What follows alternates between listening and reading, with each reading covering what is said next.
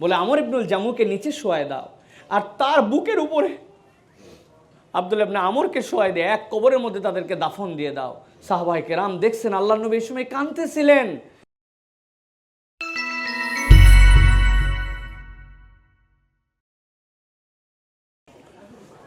আসসালামু আলাইকুম ওয়া রাহমাতুল্লাহি ওয়া বারাকাতুহু। ইন্নাল হামদালিল্লাহ ওয়াস সালাতু ওয়াস সালামু আলা রাসূলিল্লাহি ওয়া বা'দ। فقد قال الله سبحانه وتعالى في كلامه المجيد وفي فرقانه الحميد. أعوذ بالله من الشيطان الرجيم. بسم الله الرحمن الرحيم. لقد كان لكم في رسول الله أسوة حسنة لمن كان يرجو الله واليوم الآخر وذكر الله كثيرا. আল্লাহ রাব্বুল আলামিনের কাছে আমরা অত্যন্ত আবেগঘনভাবে কৃতজ্ঞতা জানাচ্ছি যে আল্লাহ রাব্বুল আলামিন আজকে আমাদেরকে আমেরিকার অন্যতম একটি অঙ্গরাজ্য যেটা আমরা জানি শিকাগো, সেইখানে আল্লাহ রাব্বুল আমিন আমাদের কমিউনিটির কতগুলো ভাই ব্রাদারকে, আমাদের মা বোনদেরকে, আমাদের লিটিল অ্যাঞ্জেলদেরকে আল্লাহ রাব্বুল আমিন আজকে এরকম চমৎকার মাগরিবের সালাতের পরে আমাদেরকে একদিনই হালাকায় বসার তৌফিক দান করেছেন। এজন্য আমরা আন্তরিকভাবে আল্লাহ রাব্বুল আলামিনের কাছে তাঁরই শেখানো বাক্যে কৃতজ্ঞতা জানাই। সকলে পড়ছি আলহামদুলিল্লাহ। আর একটু লাউডলি আমরা আল্লাহ রাব্বুল আলামিনের কাছে কৃতজ্ঞতা জানাই। সকলে আমরা আন্তরিকভাবে পড়ি আলহামদুলিল্লাহ। দরুদ এবং সালাম বর্ষিত হোক মানবতার মহান মুক্তির দূত আকায়ে নামদার তাজেদারে মদিনা আপনার আমার প্রিয় রাসূল জনাবে মুহাম্মাদুর রাসূলুল্লাহ সাল্লাল্লাহু আলাইহি ওয়াসাল্লামের প্রতি। সম্মানিত উপস্থিতি, আমি আপনাদের কাছে প্রথমে একটু মনোযোগ আকর্ষণ করব। সেটা হচ্ছে যে আমাদের মা বোন যারা এসছেন, আমাদের পুরো প্রোগ্রামের কিন্তু একটা চমৎকার ডিজাইন ছিল। এটা হচ্ছে আমাদের এখানকার প্রত্যেকটা প্রোগ্রামের বিউটি, যে আলহামদুলিল্লাহ প্রত্যেকটা প্রোগ্রামের একটা স্কেজুয়াল একদম সুন্দর করে সাজানো থাকে, যে আমরা ঠিক কোন সময় নাস্তা গ্রহণ করব, কোন সময় আমরা মিট অ্যান্ড গ্রিট থাকবে আমাদের, এরপর আমরা কোন সময় ডিনার করব, সব কিন্তু সাজানো। সেই হিসাবে এখন আমাদের একদম র্যান্ডম শিডিউল হচ্ছে, এখন আমরা কথা শুনবো, এটা আমাদের শিডিউল টাইম একদম। সুতরাং আমাদের মা বোনদেরকে বলবো, আমাদের বাচ্চাদেরকে স্পেস দিতে হবে, বাচ্চারা হাসবে খেলবে, কিন্তু তারা যেন একদম এটাকে অন্যদের জন্য ডিস্টার্বের কারণ তৈরি না করে। এই জন্য যার যার চাইল্ডকে, যার যার বাচ্চাকে আপনাকে টেক কেয়ার করতে হবে। মানে আপনি শুনতেছেন কথা মনোযোগ দিয়ে, কিন্তু আপনার বেবির কারণে আরেকজন কথাই শুনতেছে না, এটা কিন্তু মসজিদের আদবের খেলাফ।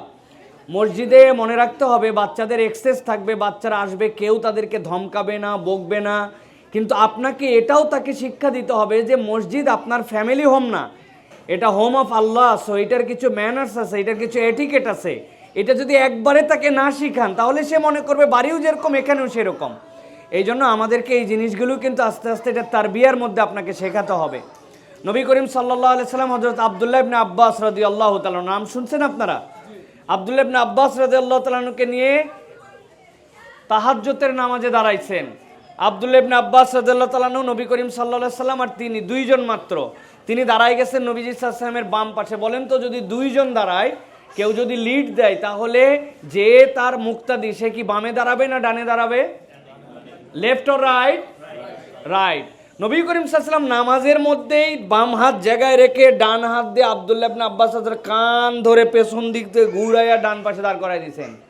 এটার মানে কি? তাকে পানিশড করা না, তাকে তারবিয়া শিক্ষা দেওয়া। এখন আমরা আমাদের বাচ্চাদেরকে যদি মনে করি যে নামাজের কাতারে রাখতে যেতে পারে, যা ইচ্ছা তাই করতে পারে, আমেরিকান কালচারে তাদেরকে বকা যাবে না, শাসন করা যাবে না, তাহলে কিন্তু আমরা আমাদের মুসলিম তারবিয়া তাকে শিখালাম না। B remind this. এ বিষয়ে আমি অনেক আপনাদের মধ্যে গাফলতি দেখছি, প্রত্যেকটা জায়গায় গাফলতি দেখছি। আপনারা একদম মনে করছেন এটা ছেলে খেলার মতো বিষয় হয়ে গেছে। এইটা আমরা বলতেছি না তাকে হার্ড টাইম দেওয়ার জন্য, কিন্তু আপনি তাকে আদর করে স্নেহ করে তার পাশে বসাবেন, পকেটে একটা ক্যান্ডি রাখবেন, যে তাকে ক্যান্ডি দিয়ে সে যেন ঠান্ডা হয়। এগুলো আমাদের টেকনিক্যালি এইটা করতে হবে। এটা আমাদের ইসলামের সৌন্দর্য। আল্লাহ রাব্বুল আলামিন আমাদেরকে যেন বুঝার তৌফিক দান করেন।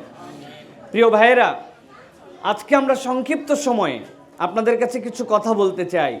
আমি আটলান্টিক পার করে বিশাল একটা সফর করে আপনাদের কাছে এসে যে বসতে পেরেছি, আপনাদের মুখগুলা দেখার পর আমার ভেতরে যে আনন্দ, এটার বহিঃপ্রকাশটা আসলে আমি আপনাদের কাছে করতে পারছি না, যে আমি আপনাদেরকে পেয়ে আপনাদের সাথেই বসে আপনাদের সাথেই দেখা সাক্ষাৎ করে ঠিক কতটা আনন্দিত আমি, আলহামদুলিল্লাহ।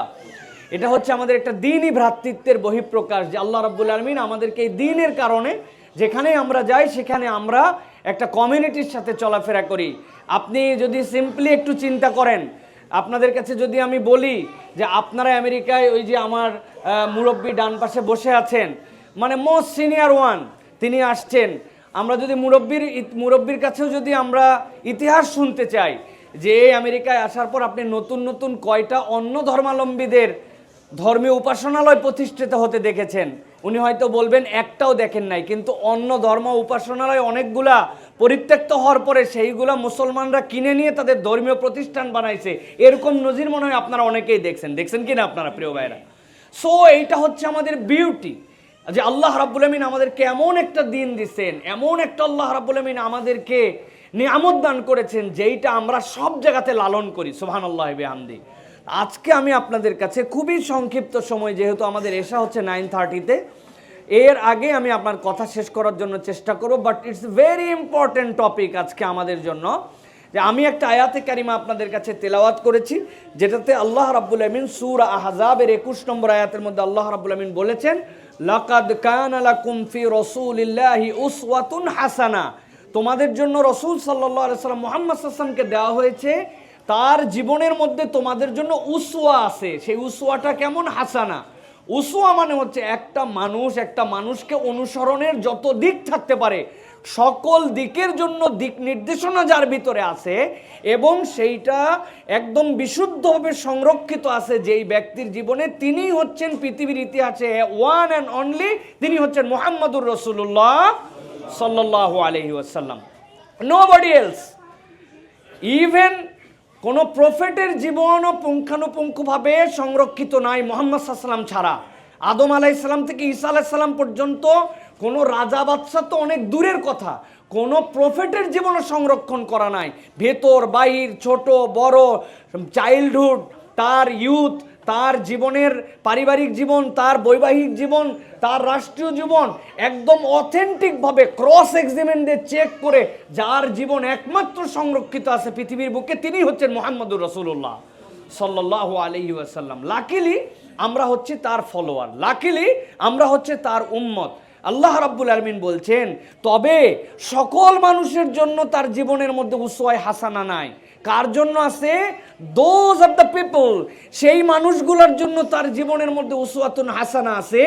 লিমান কানা ইয়ারজুল্লাহ, যারা আল্লাহ রাব্বুল আলামিনের কাছে কিছু আশা করে, অন দ্য ডে অফ জাজমেন্টে যারা বিশ্বাস করে যে আল্লাহ রাব্বুল আলামিনের মুখামুখি আমাদেরকে হতে হবে, আল্লাহ আমাদেরকে ওই দিন বলবেন, ইকরা কিতাবাক কাফা বিনাফসিকাল ইয়াউমা আলাইকা হাসিবা, আজকে তুমি তোমার কিতাব পড়ো, তোমার বিচারের জন্য তুমি যথেষ্ট। এই আল্লাহর সাক্ষাৎ যারা বিশ্বাস করে, আল্লাহ বলছেন তাদের জন্য মুহাম্মদ সাল্লাল্লাহু আলাইহি ওয়াসাল্লামের জীবন হচ্ছে গাইডেন্স। সুবহানাল্লাহি বিহামদিহি। আল্লাহর সাথে সাথে আরেকটা শর্তের কথা বলেছেন, ওয়াল ইয়াউমাল আখির ওয়া যাকারাল্লাহা কাসীরা। আর যারা মনে করে যে এই দুনিয়া নয়, এই দুনিয়ার পর আল্লাহ রাব্বুল আমিনের সামনে আমাকে হাজির হতে হবে, আর আল্লাহকে অধিক স্মরণ করে, তথা আল্লাহ যে কথা বলেন ওই কথা যারা মেনে নেয়, আল্লাহর কথা যারা স্মরণ করে, আল্লাহর কথা যারা মেনে নেয়, পরকাল নামে একটা দিবস আছে, যেই দিবসে আল্লাহ রাব্বুল আমিনের কাছে হিসাব কিতাব বরাবর করতে হবে। আর আমার টার্গেট কেবল জান্নাত নয়, বরং আমার রব যিনি আমাকে সৃষ্টি করছেন তাকে আমি দেখতে চাই ওই জান্নাতে। এই তিনটা যাদের জীবনে আশা আছে, যারা বিশ্বাস করে, যারা হোপফুল, আল্লাহ বলছেন তাদের জন্য নবী করিম সাল্লাল্লাহু আলাইহি ওয়াসাল্লামের জীবনের মধ্যে আমি সব ধরনের দিক নির্দেশনা ঢুকাই রাখছি। প্রিয় ভাইয়েরা, নবী করিম সাল্লাল্লাহু আলাইহি ওয়াসাল্লামের জীবন হচ্ছে এক মহাসমুদ্র। নবী করিম সাল্লাল্লাহু আলাইহি ওয়াসাল্লামের জীবনকে আমি যত বেশি আমরা অ্যানালাইসিস করব, তত বেশি আমরা এখান থেকে দীক্ষা পাবো। আমরা হাদিসে যখন পড়তাম, আমাদের কিছু টিচার আমাদেরকে কিছু টাস্ক দিতেন, যে এই হাদিসটুকু যে চিন্তা ভাবনা করে তোমরা তোমাদের মতো কিছু ফাইন্ডিংস বের করো। হাদিসে জিবরাইল নামে একটা হাদিস আছে, আপনারা জানেন। হাদিসে জিবরিল, নবী করিম সাল্লাল্লাহু আলাইহি ওয়াসাল্লামের কাছে জিবরাইল আমিন আসলেন। আমি সংক্ষেপে বলতেছি, টাইম যেহেতু শর্ট, জাস্ট আপনি ভূমিকাটা বুঝে নেন, আপনার কনসেপ্ট তাহলে পরিষ্কার হবে। তিনি আসার পরে নবী করিম সাল্লাল্লাহু আলাইহি সাল্লামের কাছে কতগুলো প্রশ্ন জিজ্ঞাসা করলেন। That's another part. ইসলাম কি, এহসান কি, অনেক কথা জিজ্ঞাসা করলেন, আমরা এটা জানি। এরপরে নবী করিম সাল্লাল্লাহু আলাইহি ওয়াসাল্লাম যখন জিজ্ঞাসা করা হয়েছে, নবী করিম সাল্লাল্লাহু আলাইহি ওয়াসাল্লাম বলছেন যে প্রশ্ন করেছে জিজ্ঞাসিত ব্যক্তির থেকে সেই বেশি জানে এই বিষয়ে। এরপরে জিবরাইল আমিন আল্লাহর পক্ষ থেকে সেটা জানিয়েছেন। কিন্তু মূল বিষয় হচ্ছে জিবরাইল আমিন যখন আসলেন, হাদিসের মধ্যে আসছে শাদীদু বায়াদুস সিয়াব, এমন একজন লোক আসছে আমরা চিনি না, আমাদের কমিউনিটিতে একদম অপরিচিত, আমি তো আননোন, টোটালি আননোন পারসন। তার মানে বুঝছি এই লোকটা অনেক দূর থেকে ট্রাভেল করে আসছে। এই লোক যদি নন পারসন হতো তাহলে তো আমাদের আশপাশে হতো, কিন্তু আনবিলিভেবল একটা ব্যাপার, ওই সময় তো আমাদের মতো এরকম যানবাহন ছিল না, হয় ঘোড়ায় আসতো, মানে উঠে আসতে হবে। দূর থেকে কেউ সফর করে আসলে তো তার সফরের চিহ্ন থাকবে, মরুভূমি পার করছে, ধুলা পার করছে, দীর্ঘ সময় পার করছে, তার চুল ময়লা, জামা কাপড় ময়লা, আজব ব্যাপার। আল্লাহ রাব্বুল আলামিন বলতেছেন নবীকে হাদিসের মধ্যে শাদীদু বায়াদুস সিয়াব, এই লোকটা যে আসছিল কাপড়টা ধবধবে সাদা, চুলগুলা পরিপাটি, অথচ চিনি না। আজব ব্যাপার। আমাদের স্যাররা আমাদেরকে বলছিলেন চিন্তা করে দেখো তো এর মধ্যে আসলে কি কি আছে। আমরা তো অনুবাদ পড়ে ফেললাম, এরপরে হাদিসের টাস্ক পড়লাম, ইমান কি, ইসলাম কি, এহসান কি, নবীকে জিজ্ঞাসা করছে, আমরা উত্তর দিছি। তো আমরা কিছু কিছু চিন্তা ভাবনা করে, আমরা স্টাডি করে, আমি একটা কথা বলছিলাম যে স্যার এই জায়গার থেকে এরকমও একটা জিনিসের চিন্তা আমরা করতে পারি, হাদিস সরাসরি ইন্ডিকেট করে না, কিন্তু ইন্ডিকেশনটা এরকম যে জিবরাইল আমিন যখন আসলেন তার মধ্যে ক্লান্তি নাই, তার মধ্যে একটা প্রফুল্লতা আছে, আর পোশাকটা ধবধবে। তার মানে যারা জ্ঞান অর্জন করবে, যারা স্কুলে যাবে, যারা শিক্ষার্থী হবে, এই শিক্ষার্থীদের যার যেরকম মন চায় এরকম পোশাক পরে আসবে না, বরং তাদের পোশাকের একটা ম্যানার থাকবে, পরিচ্ছন্নতা থাকবে, ড্রেস কোড তাদের একটা থাকবে। এই হাদিস আমাদেরকে ইন্ডিকেট করে আল্লাহ রাব্বুল আলামিন শিক্ষার্থীদের জন্য, স্কুলের জন্য একটা ইউনিফর্মের একটা ইন্ডিকেশন হয়তো বা এর দ্বারা দিছেন।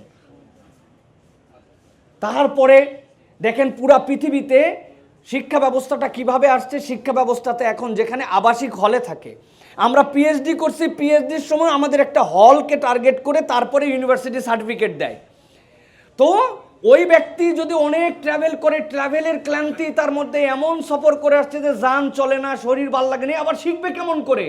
তাহলে তার শেখার ক্ষেত্রে মেন্টাল রিফ্রেশমেন্ট, তার একটা প্রফুল্লতা, তার অন্তরের মধ্যে সজীবতা, এটাও একটা গুরুত্বপূর্ণ পার্ট। এটা বলার উদ্দেশ্য হচ্ছে নবী করিম সাল্লাল্লাহু আলাইহি ওয়াসাল্লামের হাদিস নিয়ে আপনি যত চিন্তা করবেন কিয়ামত পর্যন্ত আল্লাহ রাব্বুল আলামিন এর মধ্যে থেকে আপনার জন্য ফাইন্ডিংস বের করে দিবেন। সুবহানাল্লাহি ওয়া বিহামদি। এই অসীম সাগর নবী করিম সাল্লাল্লাহু আলাইহি ওয়াসাল্লামের জীবন, ওই জীবন থেকে আজকে আমরা মূলত 60টা পয়েন্টের উপরে কথা বলবো, যেই 60টা পয়েন্টের মাধ্যমে আমরা আমাদের জীবনের কতগুলো দিক নির্দেশনা খুঁজে নিব।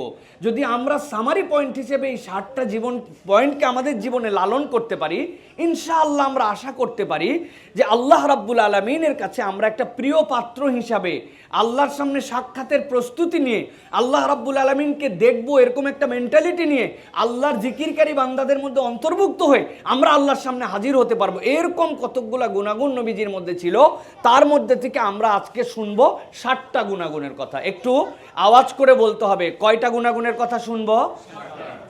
আমাদের যাদের 5 ফিঙ্গার আছে ডান হাতের, তারা আমরা 5টা হাত তুলবো, এক হাত তুলবো। আর যাদের বাম হাতে 2টা আঙুল আছে, আমরা এরকম করে 60টা, আমি জিজ্ঞাসা করার পর একসাথে হ্যান্ড রেজ করতে হবে সকলকে। বলেন তো আজকে আমরা রাসূল সাল্লাল্লাহু আলাইহি ওয়াসাল্লামের জীবন থেকে কয়টা পয়েন্টের কথা শুনবো? সব হাত উঠে নাই, বাড়ায় বলেন না ভাই, অনেকে 2 হাতে 10টা তুলে ফেলছেন, আমি কেমনে কি করব তখন? একসাথে তুলতে হবে, ওয়ান মোর। হ্যাঁ বলেন তো আমরা আজকে কয়টা পয়েন্টের কথা শুনবো ইনশাআল্লাহ?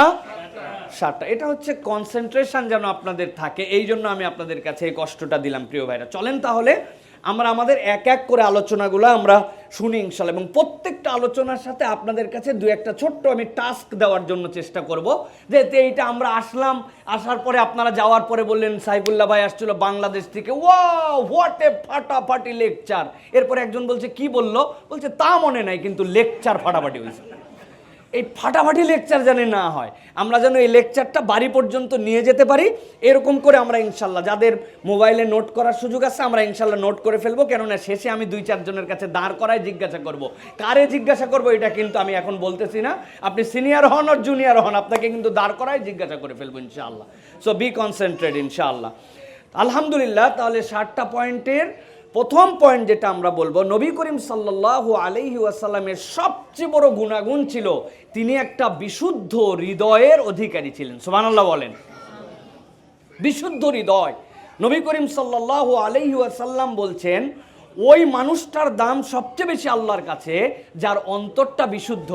আপনারা জানেন ইব্রাহিম আলাইহিস সালাম খানায়ে কাবা নির্মাণ করলেন, ভালো করে খেয়াল করেন। খানায়ে কাবা নির্মাণ করার পর ইসমাইল আলাইহিস সালাম তার হেল্পার, আর উনি হচ্ছেন ইব্রাহিম আলাইহিস সালাম হচ্ছেন ওটার হচ্ছে মিস্ত্রি, আর উনি হচ্ছেন তার যোগারি। আমাদের বুঝার জন্য যদি বলি, নির্মাণ শেষ, আল্লাহর কাছে দোয়া করতেছেন, وَإِذْ يَرْفَعُ إِبْرَاهِيمُ الْقَوَاعِدَ مِنَ الْبَيْتِ وَإِسْمَاعِيلُ رَبَّنَا تَقَبَّلْ مِنَّا إِنَّكَ أَنْتَ السَّمِيعُ الْعَلِيمُ।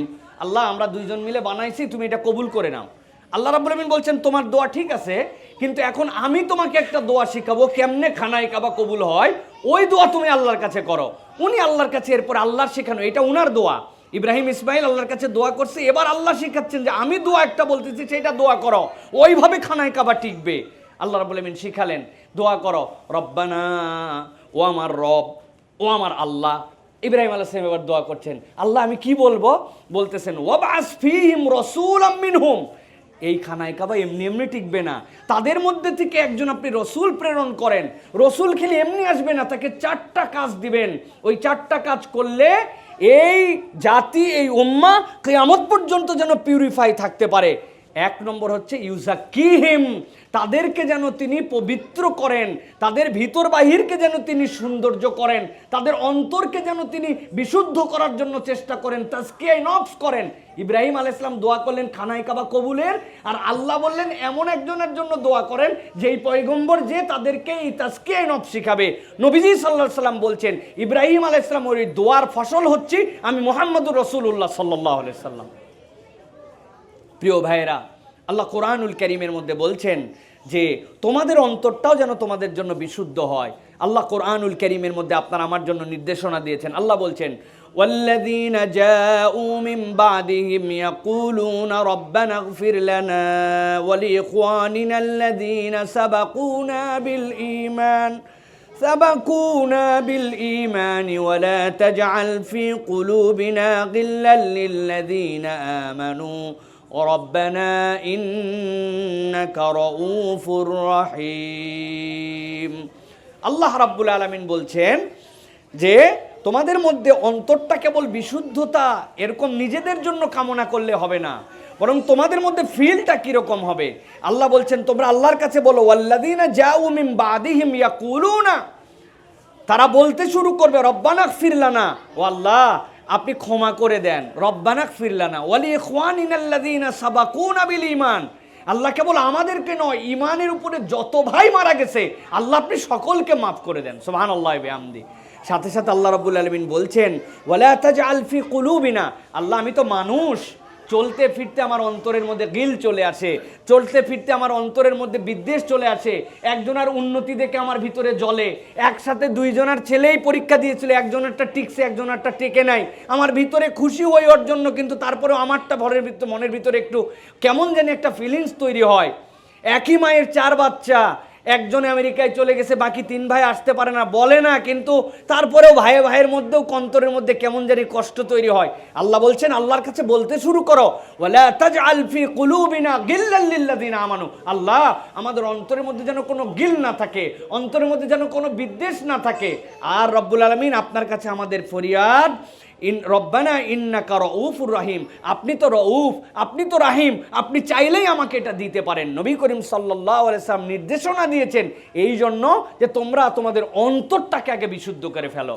দেখবেন জুমার দিনে আসার আগে আপনি দাড়ি সুন্দর করে ট্রিম করতেছেন, আপনার নেল কেটে ফেলতেছেন, সুগন্ধিওয়ালা জামা কাপড় একদম ফ্রেশ আপনি ড্রেস পরে চমৎকার করে আসতেছেন, উপরের মানুষটা এত হ্যান্ডসাম, উপরের মানুষকে দেখে বলে what a beautiful dress up, what a beautiful handsome looking, কিন্তু ভেতরটা হচ্ছে তার কালোর কালো, ভেতরটা তার অশুদ্ধ, ভেতরটার মধ্যে হিংসা বগস, মানুষের সাথে তার ভালোবাসাহীন তার চলাফেরা আচরণ নানান কিছু দিয়ে তার ভরপুর। অথচ এর উল্টাটা যদি হইতো তাহলে রাসূলুল্লাহ সাল্লাল্লাহু আলাইহি ওয়াসাল্লাম থেকে ভিন্ন ঘোষণা ছিল। নবী করিম সাল্লাল্লাহু আলাইহি ওয়াসাল্লাম এরকম সাহাবায়ে কেরামকে নিয়ে বসে আছে। প্রিয় ভাইয়েরা, নবী করিম সাল্লাল্লাহু আলাইহি ওয়াসাল্লাম বসে আছেন, সাহাবাই কেরামের মধ্যে সবচেয়ে পপুলার সাহাবের মধ্যে অনেক ব্যক্তিরা ছিলেন।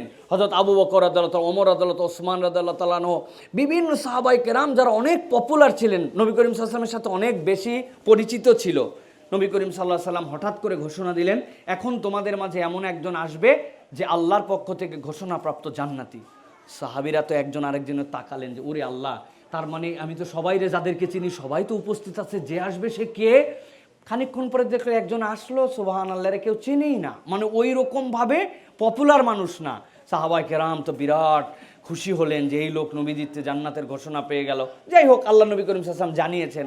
ঠিক পরের দিন একই সময় নবী করিম সাল্লাল্লাহু আলাইহি ওয়াসাল্লাম আবার ঘোষণা দিলেন, এখন যে আসবে তোমাদের মধ্যে সে জান্নাতি। সাহাবায়ে কেরাম একটু সারপ্রাইজ হলেন, নবীজি গতকালকে এই টাইমেই বলছিলেন, তাকায় দেখলেন ওই ব্যক্তি আসলো গতদিন যেই লোক আসছে। উনারা so surprise, back to back 2 দিন ঘোষণার পরেও একই লোক আসলো। নবী করিম সাল্লাল্লাহু আলাইহি ওয়াসাল্লাম তৃতীয় দিনে আবার একই টাইমে বললেন, এখন যে আসবে তোমাদের মধ্যে সে জান্নাতি। মানে সো সারপ্রাইজ যে কে আসে দেখি, তো দেখলেন যে একদম র্যান্ডম 3 দিন যে একই ব্যক্তি আসছেন, আল্লাহর নবী একই ব্যক্তি আসার আগে জান্নাতের ঘোষণা দিয়েছেন। আল্লাহু আকবার। তারা একটু চিন্তার মধ্যে নিলেন, আমলের মধ্যে নিলেন যে এর কি এমন আমল আছে, কি এমন ব্যাপার স্যাপার আছে যে আল্লাহ নবী 3 দিন তাকে জান্নাতের ঘোষণা দিলেন।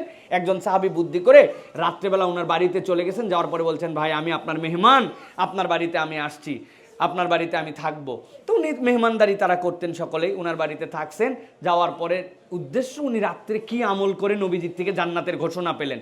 দেখে উনিও এশার নামাজ পড়ে নববীর থেকে এসে বাড়িতে আসছেন, খাওয়া দাওয়া করে উনিও ঘুমাইছে, এই বেচারিও ঘুমাইছে, সারা রাত ঘুম। আর এই বেটা সারা রাত জায়গা আছে, কি আমল করে গোপন এইটা আমারে করা লাগবে জান্নাতের ঘোষণা। দেখে ইনি জায়গায় আছে আর যার জান্নাতের ঘোষণা খালি ঘুমায়।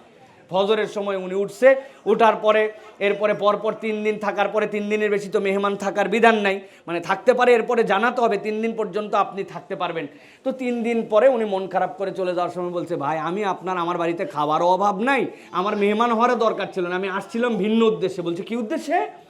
বলে পরপর 3 দিন আল্লাহ নবী বলছেন এখন যেই ব্যক্তি আসবে সে জান্নাতি, আপনি 3 দিন আসছেন, কি এমন এক্সেপশনাল আমল করেন? দিনের বেলা তো আমাদের সাথে থাকেন, রাত্রেরটা দেখার জন্য আসছিলাম, এসে দেখি ঘুমানো ছাড়া আপনি তো কোনো আমলই করেন না। সাউন্ড স্লিপ বলতে যা বুঝায় আপনি তো সেই ঘুম দিছেন। তো বলছে, ভাই আপনি যা দেখছেন তাই, আমার এর বেশি কিছু নাই। যখন উনি চলে যাচ্ছেন মন খারাপ করে, তখন ডাক দিছেন, ভাই এদিকে শোনেন। কি ভাই? বলে, শোনেন, আমি একটা আমল করি, কিন্তু এটা আমল কিনা আমি জানি না। বলে, কি করেন? বলেন বলেন ভাই, ওইটাই তো শোনার জন্য আসছি আমি। বলে, আমি যখন রাত্রেবেলা শুতে যাই তখন সারাদিনে বাজার করতে, চলাফেরা করতে, স্ত্রীর সাথে কথাতে, বিভিন্ন পরিপ্রেক্ষিতে, বন্ধু বান্ধব এই সে, মনের মধ্যে একজনের সাথে রাগ হয়, একজনের সাথে দূরত্ব তৈরি হয়, অভিমান হয়, অনেক কিছু মনের মধ্যে তো একটা মানুষের তৈরি হয়। আমি রাত্রে শোয়ার পর আল্লাহকে বলি, আল্লাহ আমি তোমার নগণ্য গোলাম হিসাবে কোনো বান্দার প্রতি মনে কোনো কষ্ট রাখলাম না, হিংসা রাখলাম না, বিদ্বেষ রাখলাম না, সবাইকে আমি মাফ করে দিলাম। ও আমার দয়াময় রব, রউফুর রহিম, আপনিও আমাকে মাফ করে দিয়েন। সাহাবীর সাথে সাথে আল্লাহু আকবার বলে উঠে বলছেন, তোমার এই আমলটা এত পছন্দ আল্লাহ করেন যে তুমি সারা রাত ঘুমাও, ফজরে যাও, এশার নামাজ পড়ে এসে শো, কিন্তু আল্লাহ নবী ব্যাক টু ব্যাক 3 দিন তোমার এই আমলের কারণে তোমাকে জান্নাতের ঘোষণা দিয়ে দিয়েছেন। জাস্ট খালি আমরা চিন্তা করে দেখি আমাদের মনের অবস্থা কি, আমাদের অন্তরের অশুদ্ধতার লেভেলটা কোন লেভেলে, আমাদের একজনের সাথে আরেকজনের আড়াআড়ি বাদাবাদি। সুতরাং নবী করিম সাল্লাল্লাহু আলাইহি ওয়াসাল্লামের উম্মত হতে হলে আমাদেরকে বিশুদ্ধ হৃদয় লালন করতে হবে। পারবো ইনশাআল্লাহ? এটা হচ্ছে 1 নম্বর গেল। এবার 2 নম্বর পয়েন্টে চলেন। 2 নম্বরে নবী করিম সাল্লাল্লাহু আলাইহি ওয়াসাল্লামের মধ্যে একটা গুণাগুণ ছিল, যেটা তার উম্মতের মধ্যে আল্লাহ নবী সাল্লাল্লাহু আলাইহি ওয়াসাল্লাম রিফ্লেকশন দেখতে চান। সেটা হচ্ছে নবী করিম সাল্লাল্লাহু আলাইহি ওয়াসাল্লাম ছিলেন দুনিয়ার সর্বশ্রেষ্ঠ ধৈর্যশীল ব্যক্তি, সবরকারী, সাবের। নবী করিম সাল্লাল্লাহু আলাইহি ওয়াসাল্লামের 2 নম্বর পয়েন্ট ছিল তিনি ধৈর্যশীল। আল্লাহ রাব্বুল আমিন কোরআনুল কারীমের মধ্যে বলছেন, ইয়া আইয়ুহাল্লাযীনা আমানুসবিরু ওয়া সাবিরু ওয়া রাবিতু ওয়াত্তাকুল্লাহা লাআল্লাকুম তুফলিহুন। আল্লাহ বলছেন, হে ঈমানদারেরা, ইসবিরু, তোমরা ধৈর্য ধারণ করো, ওয়াসাবিরু, আর তোমরা যে ধৈর্যটা ধরেছো এর উপরে তোমরা অটল এবং অবিচল থাকো।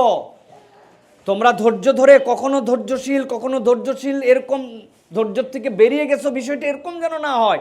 এটার উপরে যেন তোমার একটা ধারাবাহিকতা থাকে, এর উপরে যেন তোমার ইস্তেকামত থাকে, আল্লাহ এরপরে শেষের দিকে বলছেন ওয়াত্তাকুল্লাহ, আর আল্লাহকে ভয় করো, লাআল্লাকুম তুফলিহুন, আশা করা যায় এই ধৈর্যশীলতা, আল্লাহর ভয়, তোমাদের রিবাত, এই আমলের কারণে আল্লাহ তোমাদেরকে সফল কামদের মধ্যে অন্তর্ভুক্ত করে ফেলবেন। সুবহানাল্লাহ। দুনিয়ার কনসেপ্ট কি ভাই? দুনিয়াতে সফল কে? যে অল্প সময়ের মধ্যে আমেরিকার সিটিজেনশিপটা যার হয়ে গেছে, ভেরি শর্ট টাইমে তার গ্রিন কার্ড হয়ে গেছে, আনএক্সপেক্টেড সে বিরাট বড় বড় জব পেয়ে গেছে। দুনিয়ার ক্ষেত্রে এটা সফলতার ওয়ান অফ দ্য পার্ট হতে পারে, কিন্তু আল্লাহ রাব্বুল আমিন বলছেন এটা চূড়ান্ত সফলতা নয়। এরকম লোক আফ্রিকার জঙ্গলে থাকতে পারে, এরকম লোকও এরকম পৃথিবীর পিছিয়ে পড়া জনপদে থাকতে পারে, কিন্তু আল্লাহর কাছে সে সফল কামদের শর্ট লিস্টের মধ্যে নাম উঠাই ফেলছে যদি সে আল্লাহর বিধানের প্রতি ধৈর্যশীল হয় এবং এটার কন্টিনিউয়াস সে এটাকে নিজের জীবনে বাস্তবায়ন করে। আর যদি সে রিবাতকারী হয়, আর যদি সে আল্লাহ রাব্বুল আলামিনের প্রতি তাকওয়া অবলম্বনকারী হয়, আল্লাহ বলছেন তার কামাইটা হয়তোবা ইন্দোনেশিয়ান টাকায় হতে পারে, জিম্বাবুয়ের সেই মুদ্রাস্ফীতির বিশাল টাকায় হতে পারে, এক হালি ডিমের দাম $2.5 লক্ষ, এরকম হয়তো মুদ্রাস্ফীতি তার হতে পারে। কিন্তু এই 3 গুণাগুণ যদি তার মধ্যে থাকে, তাহলে আল্লাহ রাব্বুল আমিন তাকে শর্ট লিস্টের মধ্যে উঠাইছেন সফল কামছে। সবর আমাদের কাছে ভেরি সিম্পল কনসেপ্ট। সবর মানে কি ভাই? বাচ্চাটা দেখছি কথাবার্তা শোনে না, আমি তারপরে মারি না। বউয়ের সাথে যেটা বিয়ে করছিলাম, মনে করছিলাম যে যেরকম একটা কপালালা আনবো, কিন্তু আসার পর যে কি ঝামেলা হুজুর আপনি জানেন না, এটা বাইরে বলা যায় না, কিন্তু আমি তারপরেও ধৈর্য ধরে আছি। আমরা মনে করছি এটা আমাদের জন্য সবর। হ্যাঁ, চাকরিটা অনেক দিন ধরে হচ্ছে না, কিন্তু আমি সবর করে আছি। ভাই এটা সবর, কিন্তু আপনি সবরের কনসেপ্টে সবরের 2টা লেয়ার আছে, একটা সবরে উলিয়া আর একটা সবরে সুগরা। আপনি যে সবরটা করতেছেন এটা হচ্ছে নিম্ন গ্রেডের, ছোট গ্রেডের সবর। সবরে উলিয়াটা তাহলে কি? আল্লাহ যেটার জন্য বললেন ইসবিরু ওয়া সাবিরু, ওইটা হচ্ছে আল্লাহ রাব্বুল আমিন আপনার জন্য যে বিধান দিয়েছেন, দুনিয়া একদিক হয়ে যেতে পারে, আপনি আল্লাহর বিধান থেকে কখনো সরে যান না, আপনি আল্লাহর বিধানের উপরে একদম কংক্রিট হয়ে দাঁড়ায় থাকেন, ওর নাম হচ্ছে সবর। সিচুয়েশন তৈরি হয়েছে, একটু মিথ্যা কথা বললেই আমি এই জায়গায় গেইন করে যাব। আপনি বলছেন আল্লাহ আমার জন্য মিথ্যাকে হারাম করছে, সো আমার দুনিয়া একদিক হয়ে যেতে পারে, আমি কখনো মিথ্যাকে অবলম্বন মানাতে পারি না। একটু মানুষের তার চিট করলে, চালাকি করলে এইটাতে আমি গেইন করে যেতে পারি, কিন্তু না, আমি আল্লাহর বিধানে নবী করিম সাল্লাল্লাহু আলাইহি ওয়াসাল্লাম বলছেন মান গাশশানা ফালাইসা মিন্না, যে ধোঁকা দেয় সে আমার উম্মত নয়। তাহলে আমি কিভাবে ধোঁকাবাজ হতে পারি? না, আমি এটা করতে পারি না। হারাম থেকে, অবৈধতা থেকে আমি এখান থেকে বেঁচে আসি।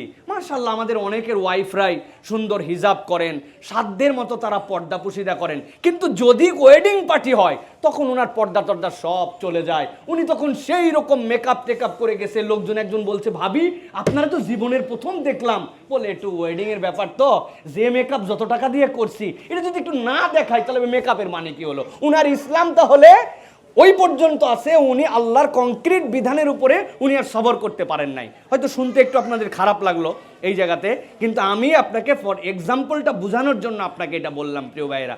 অতএব আমাদেরকে আল্লাহ রাব্বুল আমিনের বিধানের প্রতি, হালাল এবং হারাম যেটা, এই বাউন্ডারি ওয়াল ইমানদার কখনো ত্যাগ করতে পারে না, সব ত্যাগ করতে পারে। কেননা দুনিয়ার জীবন তার সংক্ষিপ্ত, পরকালের জীবন তার লং লাইফ।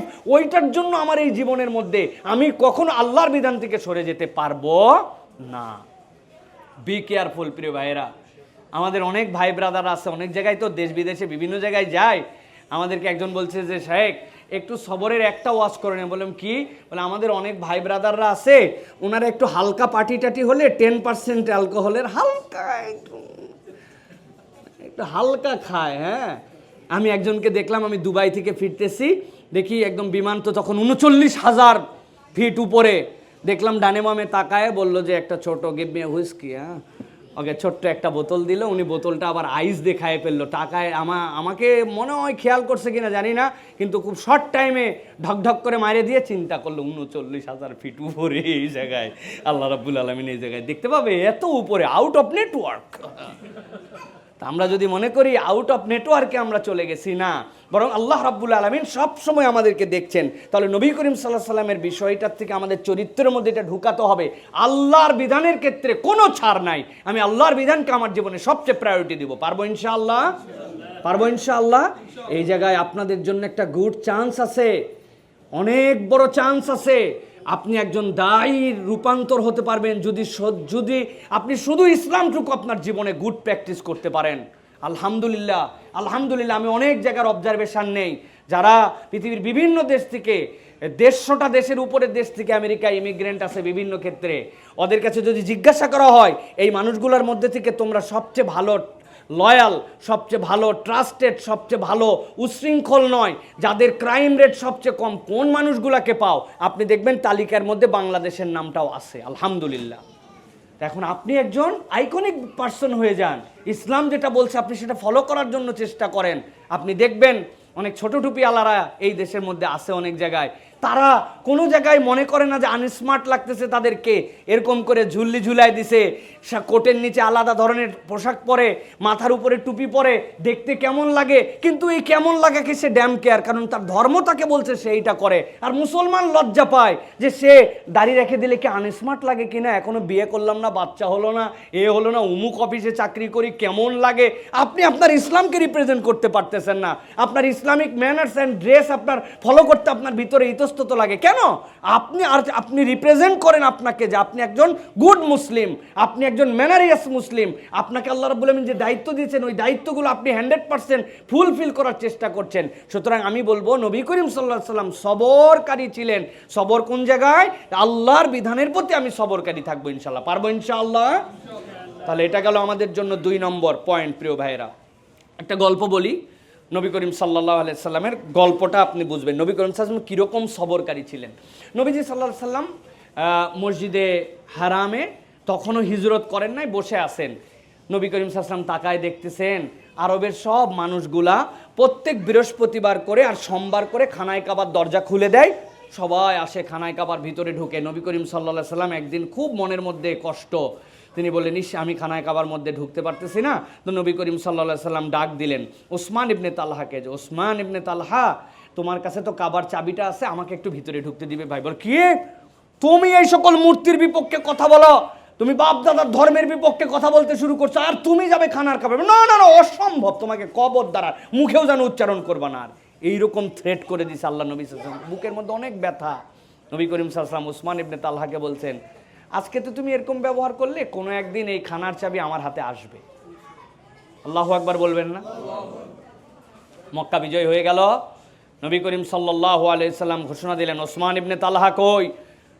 এর তো পিন্দা মাটি মাটি আর বংশের পিন্দা মাটি। বাবারে বাবা, একদিন খানায় কাবায় ঢুকতে চাইছিল, এটা আমার বাড়ি ঘর না, খালি সাবিয়াওয়ালা হয়ে আমি কি ভাব নিছিলাম, আল্লাহ নবীকে ঢুকতে দেয় নাই, এখন উনি মক্কা বিজয় করে ফেলছে, আজকে ধরের থেকে আল্লাহ আলাদা করে ফেলবে। উপায় নাই, এখন তো পালানোরও জায়গা নাই। সাহাবায়ে কেরাম 10,000 সবাই ঘোষণা দিয়ে বিজয়ী হয়ে গেছে। ওসমান ইবনে তালহা মাথা নিচু করে এসে বলছে খানায় কাবার চাবিটা দাও। চাবিটা নিয়ে নিছেন আল্লাহ নবী, দরজা খুলছেন, খানায় কাবার ভিতরের মূর্তিগুলোকে পরিষ্কার করছেন, করার পরে সিজদা দিয়েছেন আল্লাহর কাছে।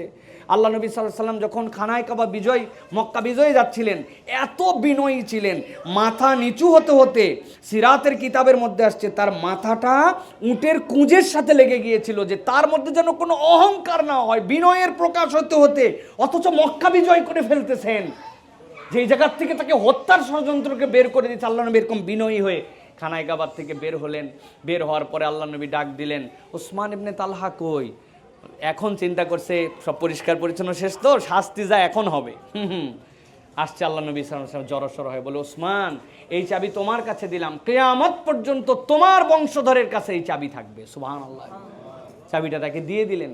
রাসূলুল্লাহ সাল্লাল্লাহু আলাইহি ওয়াসাল্লাম ওই যে সবর করছিলেন, ওই দিন নবী করিম সাল্লাল্লাহু আলাইহি ওয়াসাল্লাম কোনো কথা বলেন নাই, আল্লাহ রাব্বুল আলামিন তার হাতে দিয়েছেন। আবার তিনি কি বিনয় দেখালেন, তিনি তার হাতে দিয়েছেন। এখন পর্যন্ত তার বংশধরের কাছে খানায় কাবার চাবি আছে। খাদেমুল হারামাইন আর শরীফাইন তারা কাবা ধোয়, ওদের কাছ থেকে চাবি নেয়, নিয়ে তারা খুলে দেয়, আবার তাদের কাছে ওই স্মারক হিসেবে ওই চাবিটা থাকে। নবী করিম সাল্লাল্লাহু আলাইহি ওয়াসাল্লাম এই চরিত্র ছিলেন। এটাতে গেল, তাহলে গেল আমাদের জন্য 2 নম্বর। প্রিয় ভাইরা, এবার চলেন 3 নম্বরে। নবী করিম সাল্লাল্লাহু আলাইহি ওয়াসাল্লামের একটা অনন্য চরিত্র ছিল, তিনি ছিলেন একজন ক্ষমাকারী মানুষ। এহসান ছিল তার মূল ভূষণ। এহসান, আপনার চরিত্রের মূল দিকটা থাকবে যে আপনি ক্ষমাকারী, আপনি এহসানওয়ালা, আপনার মধ্যে একটা দয়াদ্রতা, ক্ষমার স্বভাব থাকবে। আল্লাহ রাব্বুল আলামিন কোরআনুল কারীমের মধ্যে ব্যাপক কথা বলেছেন এই বিষয়ে। একটা আয়াতে কারিমার মধ্যে আল্লাহ রাব্বুল আলামিন নবীজি কাদেরকে আপনি ক্ষমা করবেন, আপনি জাস্ট পিন পয়েন্ট যদি আপনি করেন তাহলে বুঝতে পারবেন। আল্লাহ বলছেন ফাবিমা নাকদিহিম মিসাকাহুম লাআন্নাহুম, অঙ্গীকার ভঙ্গ করার কারণে এদের প্রতি অভিসম্পাত।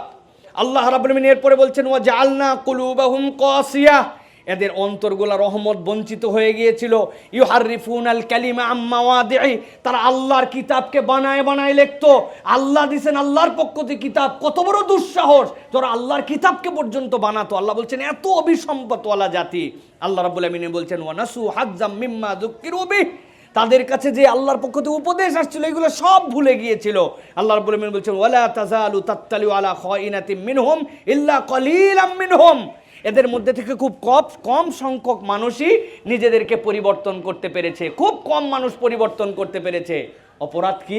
আল্লাহর বিধান মানে না, ওয়াদা করলে ওয়াদা খেলাপ করে, কোরআনুলকে আল্লাহর যতগুলা বিধান আছে সেইগুলো ভুলে গেছে, তাদের অন্তর হেদায়েত বঞ্চিত হয়ে গেছে, এত এত অপরাধ। আল্লাহ রাব্বুল আলামিন তারপরেও নবীকে বলতেছেন ফাআফু আনহুম ওয়াসফা, তাদেরকে ক্ষমা করে দেন আর তাদেরকে আপনি তাদেরকে এড়ায় চলেন, তাদের সাথে আপনার চলার দরকার নেই, তাদেরকেও আপনি ক্ষমা করে দেন। কেননা হিসাব ইন্নাল্লাহ, আল্লাহ রাব্বুল আলামিন বলছেন নিশ্চয় আল্লাহ রাব্বুল আলামিন ইউহিব্বুল মুহসিনিন, যারা সৎকর্ম করে তাদেরকে পছন্দ করেন। আল্লাহ মুহসিন বলতেছেন তাদেরকে, দুনিয়ার বুকে যারা মানুষের ভুলকে ওভারলুক করে, মানুষকে যারা ক্ষমার টেন্ডেন্সি নেয়, কোনো একটা দোষ করলে ওটাকে ধরে ফেলছে, বড় করে সেটাকে প্রকাশ করছে না, বরং মানুষকে ক্ষমা করার টেন্ডেন্সি যাদের মধ্যে, আল্লাহ রাব্বুল আলামিন তাদেরকে মুহসিন বলেন, তারা উত্তম কর্মশীল। সুবহানাল্লাহ ওয়া বিহামদিহি। খেয়াল করে দেখেন, এই দুনিয়ায় সব আছে, কিন্তু আমাদের ক্ষমার আদর্শ আমরা ভুলে গেছি। আমাদের মধ্যে থেকে এই অ্যাপ্রোচটাই উঠে চলে গেছে, আমাদের মনগুলো এহসানওয়ালা আর নাই। কেমনে কার ভুল ধরতে পারবো, কেমনে কার খুঁত ধরতে পারবো, হ্যাঁ? স্বামীর খুঁত কেমনে স্ত্রী ধরবে, স্ত্রীর খুঁত কেমনে স্বামী ধরবে, হয়তো পাকাপাকিভাবে কিছু বলতে পারতেছে না, কিন্তু মনের মধ্যে এগুলো ধরে আছে। আর আমেরিকাতে তো আপনারা জানেন নারীদের জন্য বিরাট বড় পাওয়ার আছে, আছে না প্রিয় ভাইরা? আপনি কিছু বলবেন, আপনার খবর আছে কি না? তো এইটার ক্ষেত্রে উনি মনে করতেছে যে হ্যাঁ, আমি একটা সিস্টেমের মধ্যে ফেলায়া, কলের মধ্যে ফেলায়া, আমি আমার স্বামীর জন্য অথবা স্বামী স্ত্রীর জন্য আমরা দুইজনকে শুধু আইনের কারণে আমরা আজকে আটকায় আছি। এটা কোনো মুসলমানের চরিত্র হতে পারে না। মুসলমানের চরিত্র হবে ক্ষমাকারী, সে তার দিলকে ক্ষমা, দিল থেকে অন্তর থেকে মানুষের ভুলকে ক্ষমা করে দিবে। এই ক্ষমা যদি করে কেউ, আল্লাহ রাব্বুল আলামিন ক্ষমাকারীকে মুহসিনিনদের মধ্যে অন্তর্ভুক্ত করে আল্লাহ তাদেরকেও মাফ করে দেন। সুবহানাল্লাহ। আমি এই ঘটনা যে কতবার বলছি, আল্লাহ বেশ কয়েকবার আমাকে হজে নিয়ে গেছেন। আরাফাতের ময়দানে অন্তত এখন পর্যন্ত 5,000 মানুষ তাদের ইমামতি করছি, আমি হজের লিড দিছি কম বেশি এই ছোট্ট জীবনে। তা আমি আরাফাতে যাওয়ার পরে একটাই কথা বলি, আরাফাতের কোনো দোয়া নাই, একটাই দোয়া আল্লাহর কাছে সকল পয়গম্বররা করে গেছেন, লা ইলাহা ইল্লাল্লাহু ওয়াহদাহু লা শারীকা লাহু লাহুল মুলকু ওয়া লাহুল হামদ ওয়া হুয়া আলা কুল্লি শাইইন কাদির। এছাড়া আর কোনো দোয়া নাই, আসমানের নিচে জমিনের উপর এর থেকে উত্তম আর কোনো কথা নাই। আপনি ভাই মানুষকে আপনার অন্তর থেকে সবাইকে মাফ করে দেন, আল্লাহ আপনাকে মাফ করে দিবে। এই কথা বলার পর এক মুরব্বী এসে বলতেছে, বাবা সবাইকে মাফ করতে পারবো কিন্তু একজনরে মাফ করতে পারবো না। বললাম হে আপনার কি করছে চাচা? বলতেছে বাবা তেমন কিছু করো নাই, কিন্তু এমন কথা দিয়ে আমারে কষ্ট দিছে, বুকটা আমার ভাঙে চৌচির হয়ে গেছে, ওরে মাফ করতে পারবো না। আমি আবেগের ঠেলায় তাকে বলছি, আপনি যদি ওরে মাফ না করেন আল্লাহ আপনারে মাফ করবে না। আচ্ছা বলেন তো, আমার কোনো সাধ্য আছে যে আল্লাহ কারে মাফ করবে আর কারে মাফ করবে না এই কথা বলার? কিন্তু আমি তাকে একটু ধাক্কা দেওয়ার জন্য বলছি, চাচা ছোট গুনাহ বড় গুনাহ, জানা গুনাহ অজানা গুনাহ, কবিরা সগীরা, চোখের কানের অন্তরের, নামাজ কাজা করার, মিথ্যা কথা বলার, চগলখড়ি গুনার কোনো শেষ নাই। আপনি সব গুনাহ আল্লাহর থেকে মাপ নিবেন, আর এক লোক আপনারা কষ্ট দিয়েছে তার গুনাহ মাফ করে, ওই লোক আরো মাফ না করলে আল্লাহ আপনারা মাফ করবে না। মুরব্বী অনেকক্ষণ চুপ করে থাকে, বলছে যে বাবা রে যাও আমি ওরে মাফ করে দিলাম, কানতে লাগছে। আমি বললাম ইনশাআল্লাহ আরাফাতের ময়দানে আল্লাহ আপনাকে মাফ করে দিবে। এটা আমার কথা নয়, আল্লাহ রাব্বুল আলামিনের কথা। আল্লাহ কোরআনুল কারীমের মধ্যে বলেছেন আলা তুহিব্বুনা আন ইয়াগফিরাল্লাহু লাকুম, তোমরা কি পছন্দ করো না আল্লাহ তোমাদেরকে মাফ করে দিবেন? আল্লাহ যদি মাফ পেতে চাও ফালইয়াফু ওয়াল ইয়াসফাহু, আল্লাহ বলছেন উপেক্ষা করো আর মানুষকে ক্ষমা করো, তুমি ক্ষমা করলে আল্লাহ তোমাকে মাফ করে দিবেন। সুবহানাল্লাহ। পরিবারগুলোর মধ্যে সুখ নাই, খেয়াল করে দেখবেন পরিবারের মধ্যে অনেক অশান্তি, পারিবারিক অনেক অশান্তি আমাদের মধ্যে, যেগুলো বাহিরে আমরা বলতে পারি না। স্বামীর প্রতি স্ত্রীর কোনো মর্যাদাশীল আচরণ নাই, দুইজনের মধ্যে আছি। অথচ রাসূলুল্লাহ সাল্লাল্লাহু আলাইহি সাল্লাম বারবার বলেছেন, আমি মুহাম্মদ সাল্লাল্লাহু আলাইহি সাল্লাম আল্লাহ ছাড়া কাউকে যদি সিজদা করার পারমিশন দিতাম, স্বামীকে স্ত্রীদের জন্য সিজদা করার পারমিশন দিতাম। এত সম্মানিত স্ত্রীও আপনার জন্য সেই রকম একজন আপনার বেটার হাফ মানে কি? আল্লাহ রাব্বুল আমিন বলছেন, ওয়াজআলনা বাইনাকুম মাওয়াদ্দাতাও ওয়া রাহমা, তোমাদের জন্য মাওয়াদ্দা আর সে রহমা। স্ত্রীও এখন কমার্শিয়াল প্রফেশনাল আচরণ করতেছে, স্বামীও কমার্শিয়াল প্রফেশনাল আচরণ করতেছে। আর পরিবার তাহলে কেমনে আছে প্রিয় ভাইরা? সুতরাং আমরা যেন এইখানকার কালচারের ব্যাড এফেক্টটা আমাদের জীবনে না নয়। আপনার স্বামীর প্রতি আপনার একটা শ্রদ্ধাশীল সম্পর্ক লাগবে, আপনার স্ত্রীর প্রতি আপনার একটা ভালোবাসার আদর্শিক সম্পর্ক লাগবে। এইটা কোথার থেকে আসবে? যখন আপনি দিলে এহসান লালন করবেন, যখন আপনি ক্ষমার দৃষ্টিভঙ্গি আপনার জীবনে রাখবেন, আল্লাহ তখন এরকম আমাদেরকে একটা ফ্যামিলি দান করবেন। আল্লাহ যেন আমাদেরকে তৌফিক দান করেন। তাহলে এইটা গেল আমাদের জন্য 4 নম্বরে। এরপরে প্রিয় ভাইরা আপনাদের জন্য যেটা বলতে চাই সেটা হচ্ছে মানুষের জীবনের সেরা ভূষণ। আমি টাইটেল বলবো না, তার আগে আপনাদের কাছে ভেতরের কথা বলি। নবীজি বলছেন, যাকে এই গুণ দেওয়া হলো তাকে দুনিয়ার অর্ধেক দিয়ে দেওয়া হলো। কোন গুণ বলেন তো ভাই? বলতে পারবেন? বিনয়। যাকে বিনয় দেওয়া হলো আল্লাহ রাব্বুল আমিন দুনিয়ার অর্ধেক তাকে দিয়ে দিয়েছেন। সুবহানাল্লাহ বলবেন না? না, সুবহানাল্লাহি বিহামদি। আল্লাহ রাব্বুল আমিন কোরআনুল কারীমের মধ্যে বলছেন, বিনয়টা মূলত ভালোবাসার একটা প্রকাশ। ইমাম ইবনুল কাইয়্যিম রাহিমাহুল্লাহ বলছেন, মানুষের জীবনে আল্লাহ রাব্বুল আমিনের কাছে সবচেয়ে বেশি যে বিষয় নিবেদন চাইতে হবে সেটা হচ্ছে, আল্লাহ আমাকে এমন বিনয়ী করো, বাহ্যিক নয়, আমার অন্তরও যেন বিনয়ে তোমার কাছে ঝুঁকে যায়। বাহ্যিক বিনয়ী অনেক দেখবেন। বাহ্যিক বিনয় কীরকম?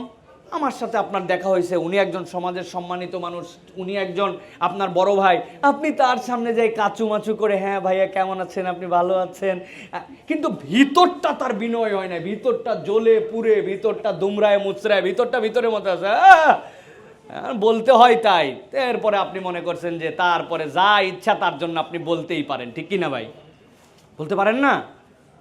বলতে পারে না মানে 3 বন্ধু একসাথে বসছে, ডানে একজন বামে একজন, আগেই বলে নিছে যে ভাই আমরা কিন্তু ওই রকম টাইট আমেরিকান না, আমরা বাঙালি অরিজিন, আমরা মানুষকে এখন পর্যন্ত আরেকজনকে খাওয়াই। 3 জন বসবো, 3 জন কাঠ বের করে 3 জনের টাকা 3 জন দিব, এরকম আমাদের চরিত্র না। আমরা এখনো মানুষকে খাওয়াই, একজন আরেকজন। ওরা অবাক হয়ে যায় মাঝে মাঝে, আমি ব্রোঞ্জে দেখছি আমেরিকানরা তাকাই থাকে, ওরা টাকা দেওয়া নিয়ে 2 জন মারামারি করতেছে। সিলেটিরা তুই টাকা দিবি না, তুই টাকা দিবি না, ধাক্কা ধাক্কি, আরে কে কাঠ পাঞ্চ করবে এই নিয়ে গন্ডগোল। ওরা বলতেছে, ইজ ইট পসিবল? এই দুনিয়াতে এটা সম্ভব? ব্যাককলের জাতটা সে দিবে আর তুই এর টাকা দিতে চাচ্ছিস। ওরা মনে করতেছে তাই, ব্যাককল তো ওরা বোঝে না এই ভাষা, কিন্তু ধরনটা এরকম। তা আমাদের 3 বন্ধু বসছে, ডানে একজন বামে একজন মধ্যে একজন। ডানের জন বলতেছে, আর বলিস না, আমাদের ওই যে বড় ভাই আছে না, ওই ফার্মে যে কাজ করে, এর এই অবস্থা খারাপ ভাই রে ভাই, আমি ভাব অহংকার, কথাবার্তা বলিস না। ডানের জনের কথা শুনে বামের জন বলতেছে, অত দূর যাওয়া লাগবে না, আমাদের মসজিদের ইমাম সাহেবের কথা শুন। কিন্তু জেনারেল পিপুল, আমাদের ইমাম সাহেবের চরিত্রের এই সমস্যা। 2 জন মিলে মোটামুটি ব্যাক বাইটিং চলতেছে। ওয়াও! মধ্যে যেই লোক ওই দিন খাওয়ানোর জন্য বসছে, উনি কোনো কথাই বলে না। অনেকক্ষণ পরে বলছে, অনেক হয়েছে, তোমরা থামো, এইগুলা কথা বলা ঠিক না, তবে না বলেও পারি না, আল্লাহ মাফ করুক, তোমাদের 2 জনের কথাই ঠিক।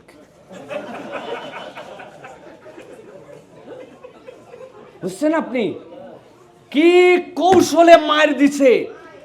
এই গিবতকে, ব্যাকবাইটিংকে হালাল করে ফেলছে।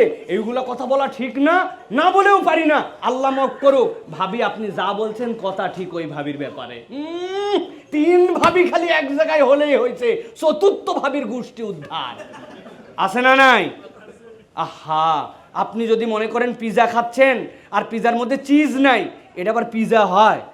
আমার জানা নাই চিজ ছাড়া পিজা হয় কিনা, হতেও পারে, কিন্তু ওর মধ্যে যদি লবণ না থাকে আপনার ওই আটার খামিরের মধ্যে, তাহলে আপনি কেমনে পিজা খাবেন? আপনার টেস্ট লাগবে না, টেস্ট বাড়ানোর জন্য লবণ লাগবে। বাঙালি সহ মুসলিমদের কালচার হয়েছে এখন শুধু 2 জন বসাদেরই 3 নম্বর ব্যক্তির পিছনে আলোচনা না করলে তাদের ভাত হজম হয় না। কথা ঠিক কিনা? ওইটার আবার হালাল পদ্ধতি নিয়ে আসছে, কয় এগুলো কথা বলা উচিত না, না বলেও পারি না, আল্লাহ মাফ করুক, কথা ঠিক। কি চালাকের চালাক চিন্তা করছে, অথচ তার আমল নামার পুরাটা বরবাদ হয়ে যাচ্ছে। আল্লাহ কোরআনে বলছেন, আইয়াকুলু আহাদুকুম আইয়াকুলা লাহমা আইয়ুহিব্বু আহাদুকুম আইয়াকুলা লাহমা আখিহি মাইতান ফাকারিহতুমু। মায়েরা, বোনেরা, কথাটা একটু মন দিয়ে শোনেন। পেটের মধ্যে বাচ্চা আসছে, হঠাৎ করে খবর দিছে যে এই বাচ্চাটা ডেড, আল্লাহ মাফ করুক কারোর জন্য। 7 মাস 8 মাস পরে বাচ্চা ডেড পেটের মধ্যে। মায়ের কি ব্যথা, এতদিন ধরে ক্যারি করলাম। যাই হোক, সেটা তো যেভাবেই হোক, এখন প্রসব করাইছে, করানোর পরে ডিএনসি করছে, ডিএনসি করানোর পর বলছে আমি বাচ্চা ফেলে দিবেন না। 8 মাস ধরে আমাদের বাচ্চা আমাদের পেটে ছিল, ওরে আমাদেরকে দিয়ে দেন। ডিএনসি করার পর বের করার পরে ছোট ছোট করে টুকরা করে পিস করে চিন্তা করছে বাচ্চাটার কালা ভুনা করে খাই। নাউজুবিল্লাহ বলবেন না? কোনো মানুষের রুচি তো হবে। আমার তো টিস্যুর ডিমান্ড হয়ে গেছে, মুখের মধ্যে থুতু চলে আসছে। যে আল্লাহ রাব্বুল আলামিন আপনাকে বলতেছেন আইয়ুহিব্বু আহাদুকুম আইয়াকুলা লাহমা আখিহি মাইতান, তোমার মরা ভাইয়ের গোশত তুমি খাবে, ফাকারিহতুমু। আল্লাহ বলছে তুমি এটাকে ঘৃণা করো। আর ওই মুসলমান 2 বোন এক জায়গায় হয়েছে, 3 নম্বর জনের বিপক্ষে কথা বলছে। আবার বলতেছে আমি কি মিথ্যা কথা বলছি? ওরে ভাই, সত্য দোষ পিছনে বলার নাম গীবত, মিথ্যা বলার নাম তো তহমত। ওই সত্য দোষটাই বলার নামই তো গীবত। আমরা হুজুরে গীবত, বনে বনে গীবত, আত্মীয় স্বজনে গীবত, বন্ধু বন্ধুতে গীবত, আমল নামা বরবাদ করে ফেলতেছে আমাদের। প্রিয় ভাইয়েরা, আপনি আল্লাহ রাব্বুল আলামিনের কাছে কখনোই প্রিয়পাত্র হতে পারবেন না যদি আপনি ব্যাকবাইটিংয়ের এই অভ্যাসটা না ছেড়ে দেন। আমার আব্বা একটা কথা বলতো, আমার মা বোনেরা মাইন্ড করতে পারে, এই জন্য বললাম না। বলবো ভাই? আপনি সাহস করে বলতেছেন, ভাবি নাই মনে হয় এখানে, না? আচ্ছা, প্রিয় ভাইয়েরা, আব্বা মজা করে বলতেন যে যদি কোনো এলাকার কোনো বিষয়ের প্রচার দিতে হয় তাহলে তুমি যায় বলবে, মহিলাকে পাঠায় আরেক মহিলার কাছে, বুবু আল্লাহর কিরা করে তোর কাছে বলতেছে এই কথা, তোকেই খালি বললাম, আর কাউকে তুই বলবি না, ওয়াদা কর। ওই বলছে ঠিক আছে, জানায় দিছেন। 10 মিনিটের মধ্যে আশপাশের সব জায়গায় ওই মহিলা যে বলছে আল্লাহর কিরা করে বলছে, বুবু তোকেই খালি বললাম, এই তোকেই খালি বললাম আর আল্লাহর কিরা করে পানসার হয়ে গেছে সব। এই পেট পাতলামু, পেছনে কথা বলা, এটা ইমানদারের চরিত্র হতে পারে না।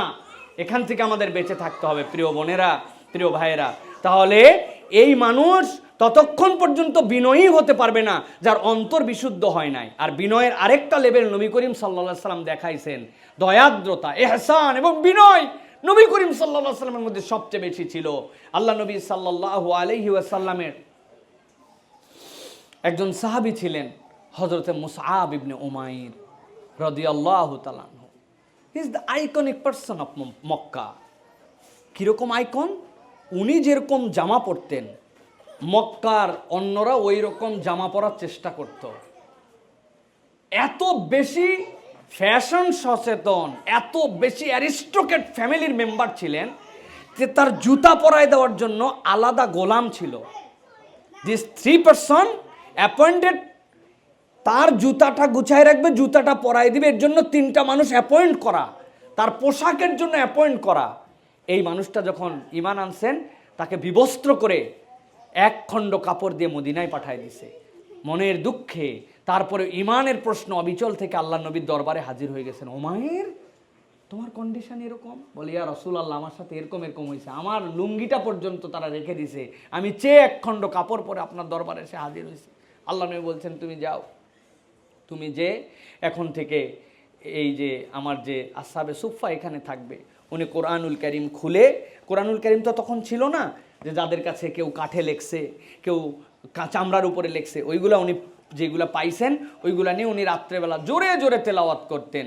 আউযু বিল্লাহি মিনাশ শাইতানির রাজিম, বিসমিল্লাহির রহিম, এরপরে লাউডলি পড়তেন ফানজুর কাইফা কানা আকিবাতুল মুফসিদিন ওয়ালাকাদ আতাইনা দাউদা ওয়া সুলাইমানা ইলমা وقال الحمد لله الذي فضلنا على كثير من عباده المؤمنين। জোরে জোরে উনি তেলাওয়াত করতেছেন। ওমর রাদিয়াল্লাহু তাআলা খেপে গেছেন, এই অন্যদের ডিস্টার্ব হয়, এত জোরে বলো কেন? নবীজি বলছেন, ওমর বকো না, ওকে জোরে কথা বলো না, শাউট করো না, ও বড় কষ্ট নিয়ে আসছে, এই কোরআন তাকে তৃপ্তি দেয়, অতএব অন্য 10 জনের মতো মুসাব না, তাকে বকো না। উহুদের যুদ্ধের ঘোষণা হয়েছে, মুসআব ইবনে উমাইর যুদ্ধে গেছেন, নবীজির সাহাবী, নিডি মানুষ। এখন যুদ্ধ শেষ হয়ে গেছে, আল্লাহ নবী খবর নিচ্ছেন, আমার মুসাহাব কই, মুসাবের একটু খবর নাও তো। মুসাব ইবনে উমাইরের খবর নেওয়ার পর দেখা গেছে মুসাব ইবনে উমাইর শহীদ হয়ে গেছেন। হাদিসের মধ্যে আসছে আল্লাহ নবী মুসাব ইবনে উমাইরকে ডেকে নিয়ে আসছেন। আসার পরে কোলের মধ্যে আল্লাহ নবী সাহাবিকে নিয়েছেন, একটা শিশু বাচ্চাকে যেরকম ভাই কোলে নিয়ে আসে, সাহাবিকে আল্লাহ নবী এরকম করে কোলের মধ্যে নিয়েছেন, নিয়ে বলছেন মুসাবের জন্য তোমরা কবর খনন করো। এরপরে মুসাব ইবনে উমাইরকে আল্লাহ নবী বলছেন যে তাকে কাফন পরায় দাও। কাপড় এত শর্ট যে যখন তার মাথা ঢেকে দেওয়া হয় তখন তার পা বের হয়ে যায়, আর যখন তার পা ঢেকে দেওয়া হয় তখন তার মাথা বের হয়ে যায়। আল্লাহ নবী সাল্লাল্লাহু আলাইহি ওয়াসাল্লামের চোখ দিয়ে পানি পড়তেছে। নবীজি বললেন একটু খবর নাও, ইসখির ঘাস নিয়ে আসো। ইসখির ঘাস নিয়ে এসে মুখটা ঢাকো আর পাটা ঘাস দিয়ে তাকে ঢাকায় দাও। আল্লাহ নবী সাল্লাল্লাহু আলাইহি ওয়াসাল্লাম কোলে করে নিয়ে চোখের পানি দিয়ে ওই সাহাবীকে কোলে দিছেন। হি ওয়াজ এ অ্যাডাল্ট পারসন, অনেক বড় একজন মানুষ, কিন্তু তার কোনো অভিভাবক নাই, তার প্রতি দয়াদ্রতার সর্বোচ্চ feelings, as like a new baby born. এরকম ভাবে আল্লাহ নবী সাল্লাল্লাহু আলাইহি ওয়াসাল্লাম তাকে আদর করে কবরে নামাইছেন। নবী করিম সাল্লাল্লাহু আলাইহি ওয়াসাল্লাম খবর নিতে পাঠাইছেন। আমর ইবনুল জামু কই? আমর ইবনুল জামু নবী করিম সাল্লাল্লাহু আলাইহি ওয়াসাল্লামের ওই সাহাবী যার একটা ঠ্যাং ছিল না, পা ছিল না। উনি এসে বলছেন, ইয়া রাসূলুল্লাহ আমি যুদ্ধে যাব। তোমার পা নাই, তুমি কেন যুদ্ধে যাবো? উনি কান্দে দিছেন, দিয়ে বলছি, ইয়া রাসূলুল্লাহ আমার তাহলে পা না থাকায় জান্নাতে যাওয়ার জন্য ঠেকায় দিলেন না? ইয়া রাসূলুল্লাহ আমার পা না থাকার কারণে আমি জান্নাতে পিছিয়ে গেলাম। আল্লাহ নবীর এই কথাটা বুকে ধাক্কা লাগছে। আমর ইবনুল জামু বলছি, ইয়া রাসূলুল্লাহ আমি বুদ্ধি বের করছি, আমি ঘোড়ার পিঠে উঠে নিজেকে বাঁধে ফেলবো, আর আমার দুই ছেলে আমার পাশাপাশি থাকবে, আমি এইভাবে যুদ্ধ করব। আমর ইবনুল জামু আল্লাহ নবী যখন দন্দন মোবারক শহীদ হয়েছে সহ্য করতে পারেন নাই, কাফেরদের ভিতরে ঢুকে গেছেন, যুদ্ধ করতে করতে ক্ষত বিক্ষত হয়ে শহীদ হয়ে গেছেন। আল্লাহ নবীর দন্দন মোবারক ভাঙা, আল্লাহ নবী সাল্লাল্লাহু আলাইহি ওয়াসাল্লামের গায়ের মধ্যে কষ্ট, মুসলমানরা শহীদ হয়ে গেছে। নবীজি খবর নিচ্ছেন, আমার আমর ইবনুল জামু কই, এহসান কি, আপনার নম্রতা কোন জায়গায় পৌঁছালে একটা মানুষের সকলের জন্য ফিলিংস থাকে অন্তরের মধ্যে। আমি একটা জায়গায় পৌঁছাই গেছি আর কাউরে চিনি না, এই ফিলিংস নাই। নবীজি ডাক দেওয়ার পরে বলে, ইয়া রাসূলুল্লাহ আমর ইবনুল জামু তো শহীদ হয়ে গেছে, কিন্তু একাই শহীদ হয় নাই, তার দোস্ত একটা ছিল, তার নাম আব্দুল্লাহ ইবনে আমর, সেও শহীদ হয়েছে। দোস্তের সাথে দোস্তের কি টান। আল্লাহ নবী ডাক দিলেন, ডাক দেওয়ার পরে বললেন, এই দুইজনের মধ্যে কার কোরআনের তেলাওয়াত বেশি ছিল? বলে, ইয়া রাসূলুল্লাহ আব্দুল্লাহ ইবনে আমরের। বলে, আমর ইবনুল জামুকে নিচে শোয়ায় দাও আর তার বুকের উপরে আব্দুল্লাহ ইবনে আমরকে শোয়াই দিয়ে এক কবরের মধ্যে তাদেরকে দাফন দিয়ে দাও। সাহাবায়ে কেরাম দেখছেন আল্লাহ নবী এই সময় কাঁদতেছিলেন। প্রত্যেকটা মানুষের জন্য তার হৃদয়ের মধ্যে ফিলিংস ছিল, দিলের মধ্যে দয়া ছিল, আপন অনুভব ছিল। আমি একাই গেইনার হয়ে গেলাম, আমি একাই মোটামুটি সব করে ফেললাম, আর কাউরে চিনি না। এটা কোনো মুসলিম চরিত্র হতে পারে না। মুসলিম চরিত্র হবে তার দিল ভর্তি বিনয় থাকবে। আল্লাহ রাব্বুল আমিন আপনাকে আমাকে বলেছেন ওয়াকফিদ লাহুমা জানা, আল্লাহ রাব্বুল আমিন বলেছেন ওয়াকফিদ জানাহাকা লিমানি তাবাআকা মিনাল মুমিনিন। ও আমার হাবিব, আপনি আপনার পরগুলাকে বিছায় দেন মুমিনদের জন্য। মানুষের পর থাকে না, মানুষের পাখা থাকে না, কিন্তু আল্লাহ রাব্বুল আমিন ইন্ডিকেট করেছেন যে নবীকে আপনি এমন স্নেহশীল আচরণ দেখান, আপনার উম্মত যেন এর কিয়দাংশ যদি অর্জন করতে পারে তাহলে সমাজটা বিউটিফুল হয়ে যায়। সমাজ আজকে বিনয় নাই, ক্রুয়েলিটি সমাজের মধ্যে ভরে গেছে। এখন আমি নিজে পরিচয় দিচ্ছি যে আমি উম্মতে মুহাম্মাদি। এত সস্তা না ভাই, এটা মুখস্থ করার আইটেম না। মান্না বিয়ুকা নাবি মুহাম্মদুর রাসূল, এটা মুখস্থ করে যাই অ্যান্সার দেওয়ার আইটেম নয়। আপনি এটা ইনস্টল করতে পারছেন কিনা, তাছাড়া আপনার পাসওয়ার্ডে ঢং করে শব্দ হয়ে উঠবে যে আপনি ইনকারেক্ট পাসওয়ার্ড দিছেন।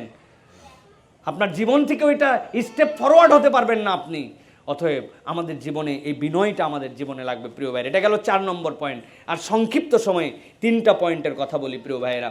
এই 3টা পয়েন্টের একটা পয়েন্ট আমাদের জন্য খুবই গুরুত্বপূর্ণ, সেটা হচ্ছে যে ইমানদার তার কমিউনিটি, যেই কমিউনিটিতে সে বসবাস করবে ওই কমিউনিটিতে তার একটা পরিচয় থাকবে।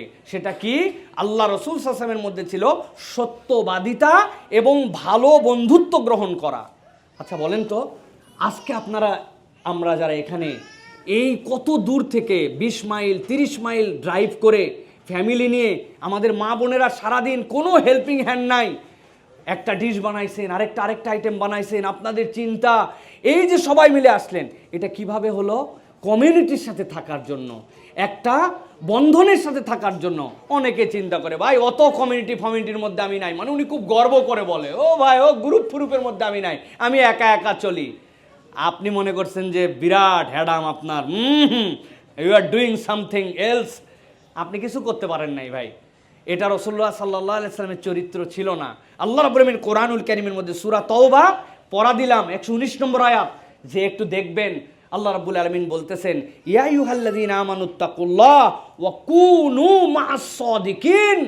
ও ঈমানদারেরা, যারা আল্লাহকে তোমরা ঈমান এনেছো আল্লাহর প্রতি, আমি তোমাদের জন্য দুইটা দায়িত্ব দিলাম।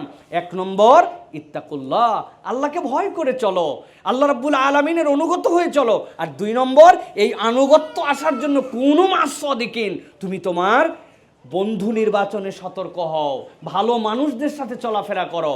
আমার কিছু দোষ আছে, আমার হয়তো এই ক্ষেত্রে পারফরমেন্স কম, কিন্তু এমন একটা কমিউনিটির সাথে আমি যুক্ত হয়েছি যে তাদের কারণে আমি আমার নিজের মধ্যে পরিবর্তন আনতে শুরু করেছি, আমার নিজেকে আল্লাহ রাব্বুল আলামিন পরিবর্তন করায় দিছে।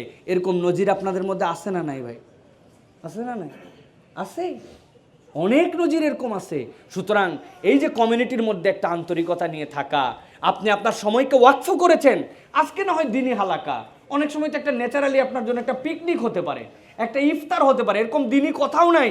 কিন্তু আপনি যদি মনে করেন এটাকেও আমি ইবাদত মনে করলাম, আমার ভাই ব্রাদাররা আসছে, দেখা হলে আর কিছু না হোক হাক করা হবে, তাদেরকে পরিবারের খবর নেওয়া হবে, আসসালামু আলাইকুম বলা হবে, একটুখানি ভালোবাসা বিনিময় হবে।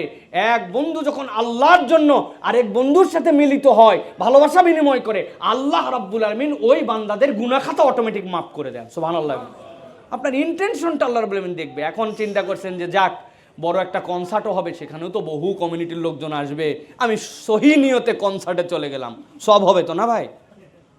বুঝেন, কিন্তু আমাদের ফাঁক ফোকর সব জায়গাতে আমরা বের করার জন্য চেষ্টা করি। আমরা মাঝে মাঝে অতি চালাক হয়ে যাই, অতি চালাকের জন্য কিন্তু গলায় দড়ি হয়ে যায়। অতএব অতি চালাক হওয়া যাবে না, কিন্তু এই কমিউনিটি নিয়ে চলা এটা আমাদের জন্য বিরাট বড় একটা উপকার। এখানে মাঝে মাঝে আমি 2-1টা গল্প বলি। ওই ক্লাসে সামনের বেঞ্চে, বাংলাদেশে তো আপনারা এখানে এখানে যারা জন্মগ্রহণ করছেন এরকম বাচ্চারা ছাড়া তো সিনিয়ররা আমরা সবাই বাংলাদেশে, তাই না? স্কুলের সামনের বেঞ্চে যারা বসে ভালো ছাত্র 1, 2, 3, 4, আর পিছনে যেগুলো বান্দর, বদমাইশ, ফেল পড়া, বিড়িখোর, এইগুলো পিছনে। তোরা একদিন স্যারকে এসে বলছে, স্যার আর কতদিন পিছনের বেঞ্চে বসবো, আমরা চিন্তা করছি একটা পরিবর্তন দরকার। স্যার তো চিন্তা করছে, বাপরে এতদিন পরে এদের হেদায়েত হয়েছে। বলছে কি সিদ্ধান্ত নিলি? বলছে আমরা চিন্তা করছি চেঞ্জ হবো। তো কেমনে? বলছে আমরা এখন থেকে আর পিছনে বসবো না, ভালো ছাত্র যারা তাদের সাথে চলাফেরা, তাদের সাথে উঠা বসা, তাদের সাথে হাই হ্যালো। বলছে তারপরে কি হলো? বলতেছে তারপরে যেগুলো ভালো ছাত্র ছিল সবগুলো আমাদের মতো খারাপ হয়ে গেল, সবগুলো যেগুলো বদমাইশ ছিল না সেগুলোও বদমাইশ হয়ে গেল। এখন কমিউনিটির মধ্যে আপনি কমিউনিটি খালি যদি বলেন, তাহলে আপনি কার সাথে মিশতেছেন ওটা আপনার জন্য ভেরি ইম্পর্টেন্ট। যেই লোক জীবনে বিড়ি খায় নাই, ও চিন্তা করছে যে এইরকম একটা পার্টিতে গেছি যেখানে খালি ঘিসি ঘিসি ঘিসি ঘিসি, কতক্ষণ শুধুমাত্র ড্যান্স দেওয়া যায়, একটু হালকা 10%, 15% একটু বসানো যায় ওই দিন। যেই লোক জীবনে খায় নাই, ও এরকম খারাপ পরিবেশে যায় খাইছে। আমি কি বানায় বলতেছি ভাই? আমেরিকায় 4-5 বছর ধরে আমি আসতেছি, কম বেশি এখন পর্যন্ত আপনারা আমেরিকায় থেকেও হয়তো এত দূর ঘুরতে পারেন নাই, উত্তর দক্ষিণ কভার দিয়ে ফেলছি, প্রায় 70-100 বাঙালি ভাইয়ের সাথে পরিচয় হয়েছে আলহামদুলিল্লাহ, বেশিরভাগ পজিটিভ। কিন্তু কিছু কিছু মানুষ তারা বিব্রত হয়ে গেছেন, এই মানুষ এরকম ছিল না, এখানে আসার পরে মনে করছে রঙিন দুনিয়া দেখে ফেলছি। সুতরাং কমিউনিটি 100% আপনাকে মেনটেন করতে হবে, এবং সেটা যেন গুড কমিউনিটি হয়, গুড পার্সন হয়। আমার একটু আমল কম হতে পারে, আমরা মাঝে মাঝে মানুষকে খুব খোঁচা দেয়, এই খোঁচা দেওয়াটা ভালো না। বাবা বাবা, উনি আবার আমার নামাজের কথা বলে, 3.5 হাত বডির মধ্যে উনার ইসলাম নাই, উনি আবার নামাজের ওয়াজ করে। আমরা বলি না মাঝে মাঝে, এই ফজর ফজর পড়ছেন? ফজর কয় না ভাই, ফজরটা মিস হয়েছে, কিন্তু জোহর আসর মাগরিব পড়ছি। ফজরই পড়েন না, আবার জোহর আসর মাগরিব, গিলাসের তলা ফাটা, আপনি আবার আসের মধ্যে পানি ঢালতেছেন। হ্যাঁ, কোত্থেকে আপনি ইসলাম পাইলেন? Who said like this? কে আপনাকে এটা বলতে বলেছে? ইন্ডিভিজুয়ালি ফজর ফরজ, জোহর ফরজ, আসর ফরজ, এটা ইন্ডিভিজুয়াল ফরজ। যেইটা পড়তে পারেন না ওইটার গুনাহ, ওইটার হিসাব আল্লাহকে দিতে হবে। আপনি বলতে পারেন মাশাআল্লাহ 3 ওয়াক্ত পড়ে ফেলছো, শুধু 2টা তোমার বাদ আছে, একটু চেষ্টা করলে এটা তোমার হয়ে যাবে ইনশাআল্লাহ। ভাই এই তো একটু চেষ্টা করলে ইনশাআল্লাহ বাকিটুকু আপনি অ্যাচিভ করতে পারবেন। এই যে আপনার স্নেহ, এই যে দয়াদ্রতা, আপনার এই ভালো বন্ধুত্ব, এটা কেবল মুখে মুখে নয়, এটা একটা কমিউনিটির মাধ্যমে হয়। দেখতেছে দুইজনই খেলতেছে, খেলার পরে একজন নামাজের সময় চলে গেছে, ও চিন্তা করছে আমার পার্টনার না, এখন বসে থাকবো, চল ভাই মসজিদেই যাই একটু ফ্রেশ হই। ও বলতেছে মসজিদে আমি নামাজ পড়ার জন্য যাচ্ছি না, একটু হাত পা ধোয়ার জন্য যাচ্ছি। একদিন দুই দিন করতে করতে নামাজের মধ্যেও সাল্লা দিলে চলে আসতে পারে। এটা কিভাবে হয়? এটা বন্ধুত্ব দিয়ে হয়। আপনাদের ফ্যামিলির আলহামদুলিল্লাহ মহিলাদের মধ্যে কিন্তু যথেষ্ট মিল মহব্বত আছে, ঠিক না ভাই? তবে খবর রাখেন, তারা কিন্তু তলে তলে আবার আপনাদের বিপক্ষে যেন কোনো আলাদা গ্রুপ না পাকায়। আমাদের মা বোনরা ইনশাল্লাহ সেরকম কিছু করবে না ইনশাল্লাহ। আমাদের মা বোনেরাও অনেক ত্যাগ স্বীকার করে আলহামদুলিল্লাহ। তাহলে এইটা গেল আমাদের জন্য খুবই গুরুত্বপূর্ণ একটা পয়েন্ট। আমরা সত্য কথা বলবো, সত্যবাদীদের সাথে থাকবো। আমি আপনাদের কাছে একটা টাস্ক দিতে চাই। মুখের গুনাহ হচ্ছে বেসিক্যালি তিনটা, একসাথে আওয়াজ করে বলতে হবে। মুখের গুনাহ কয়টা? সবাই বলেন না, আরেকবার বলেন, ওয়ান মোর টাইম। কয়টা? হয় নাই, জোরে বলেন, কয়টা?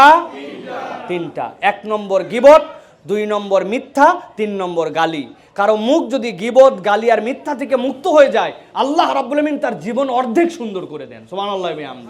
আপনারা আজকের থেকে লিখে রাখবেন বাসার সামনে, একদম ডাইনিংয়ে, সব জায়গায়। মুখের গুনাহ হচ্ছে বেসিক তিনটা। মিথ্যা বলবো না, গীবত করব না, গালি দিব না। দেখবেন আপনার জীবনে পরিবর্তন চলে আসছে ইনশাল্লাহ। এইটা গেল, আর 2টা পয়েন্ট থাকলো আমাদের জন্য, বলবো ইনশাল্লাহ সংক্ষেপে, 2 মিনিট করে। একটা পয়েন্ট হচ্ছে আমাদের জন্য ভেরি ভেরি ইম্পর্টেন্ট, সেটা হচ্ছে শুকরগুজার বান্দা হওয়া। যতক্ষণ পর্যন্ত আমরা শুকরগুজার হতে না পারবো, ততক্ষণ পর্যন্ত আমাদের জীবনে আমরা সুখ খুঁজে পাবো না, আমাদের জীবনে আমরা কখনো প্রকৃত আনন্দ খুঁজে পাবো না। আল্লাহ রাব্বুল আমিন কোরআনুল কারীমের মধ্যে বলেছেন, ওয়া ইস্তাযানা রাব্বুকুম লা ইন শাকারতুম লা আযীদান্নাকুম ওয়া লা ইন কাফারতুম ইন্না আযাবি লাশাদীদ। আপনাকে আমাকে কৃতজ্ঞ হতে হবে। আল্লাহ বলছেন কৃতজ্ঞ হবে, আমি তোমাদেরকে বাড়িয়ে দিব। কৃতজ্ঞ হবে না, তোমাকে বাড়াবো না। এই না বাড়ানোর টার্মটা আমরা বুঝি নাই। অমুকের বাড়িতে গেছিলাম, ওয়াও 5টা বেডরুমের বাড়ি, সোফার দাম $10,000, এত বড় স্ক্রিন, এ আছে সে আছে। আপনার ভিতরে হতাশ। আপনি তাকায় দেখেন নাই যে কত ভাই ভাড়া বাড়িতে আছে, আমারও আল্লাহটা ছোটখাটো বাড়ি দিয়েছে। আপনি ওদিক দেখেন নাই, আপনি উপরে চোখ দিয়েছেন। আপনি আল্লাহর কৃতজ্ঞ বান্দা হতে পারেন নাই। আপনি আমার বাচ্চাটা অমুকের জায়গায় চান্স পায় নাই, তুমুক হয় নাই। ভাই কত বাচ্চা প্রতিবন্ধী, কত বাচ্চা অটিস্টিক, আমার রব আমাকে একটা সুস্থ বাচ্চা দিচ্ছেন। হয়তো একটু কম পড়ালেখায় পারে, একটু কথা কম শোনে, কিন্তু রব তো আমাকে একটা সুস্থ বাচ্চা দিচ্ছেন। আপনি আল্লাহর কৃতজ্ঞতা অবলম্বন করতে পারেন নাই। উমুক হলো না, তুমুক হলো না, শুধু নাই নাই। এই জন্য আল্লাহ নবী বলছেন, তুমি তোমার দৃষ্টিভঙ্গি নিচের দিকে দাও, তুমি কৃতজ্ঞতায় অবনত চিত্তে আল্লাহর কাছে শুকরিয়ায় আদায় করতে পারবে। আর কৃতজ্ঞতারও যেরকম উপরের লেভেল এবং নিচের লেভেল আছে। আপনি খুব বলতেছেন আলহামদুলিল্লাহি রাব্বিল আলামিন, হোয়াট এ ফ্যান্টাস্টিক আজান, কিন্তু আপনি নামাজ পড়তে আসেন না। আপনার এটা কৃতজ্ঞতা হয়েছে ভাই?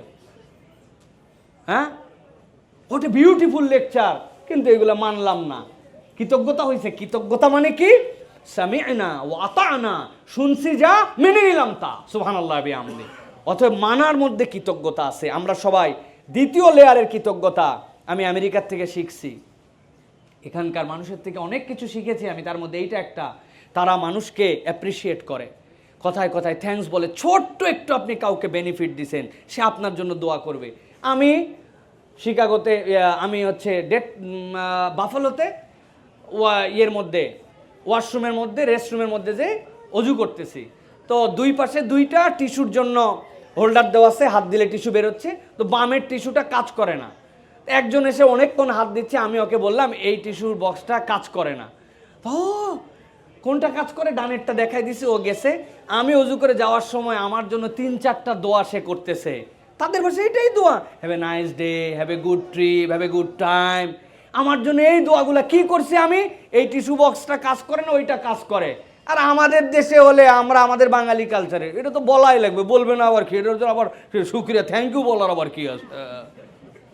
আমার ভাই, এর দায়িত্ব এটা, হে করবে না তো কে করবে? উল্টা আরো তেরা কথাবার্তা বলি আমরা। কথা ঠিক কিনা ভাই?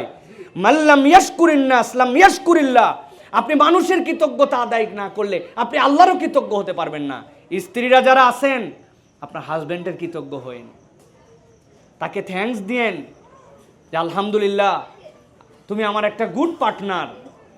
আবার যারা স্বামী আছেন তারাও একদম আপনার স্ত্রীকে একটু থ্যাঙ্কস বলেন। সে আপনার সংসার দেখতেছে, বাচ্চা সামলাচ্ছে, একা মানুষ ঘর সামলাচ্ছে, কিছু না হলে সময় মতো আমাদের খাবার মুখের সামনে চলে আসতেছে, আলহামদুলিল্লাহ আপনি বলেন। এই যে পরস্পর যে শ্রদ্ধা এবং থ্যাঙ্কস দেওয়া, আল্লাহ বলতেছেন লাযিদান্নাকুম, আমি তোমার নিয়ামত বাড়াই দেবো। সুবহানাল্লাহ বলেন। লাস্ট পয়েন্ট আজকের দিনের, সেটা হচ্ছে প্রিয় ভাইয়েরা, নবী করিম সাল্লাল্লাহু আলাইহি ওয়াসাল্লাম, আমাদের আর 21 বাজে, আর 4 মিনিট আছে, হ্যাঁ 9:25 আমাদের শেষ হয়ে যাবে। এই 4 মিনিট আমার লাগবে না ইনশাল্লাহ, আমরা কনক্লুশনে চলে আসছি।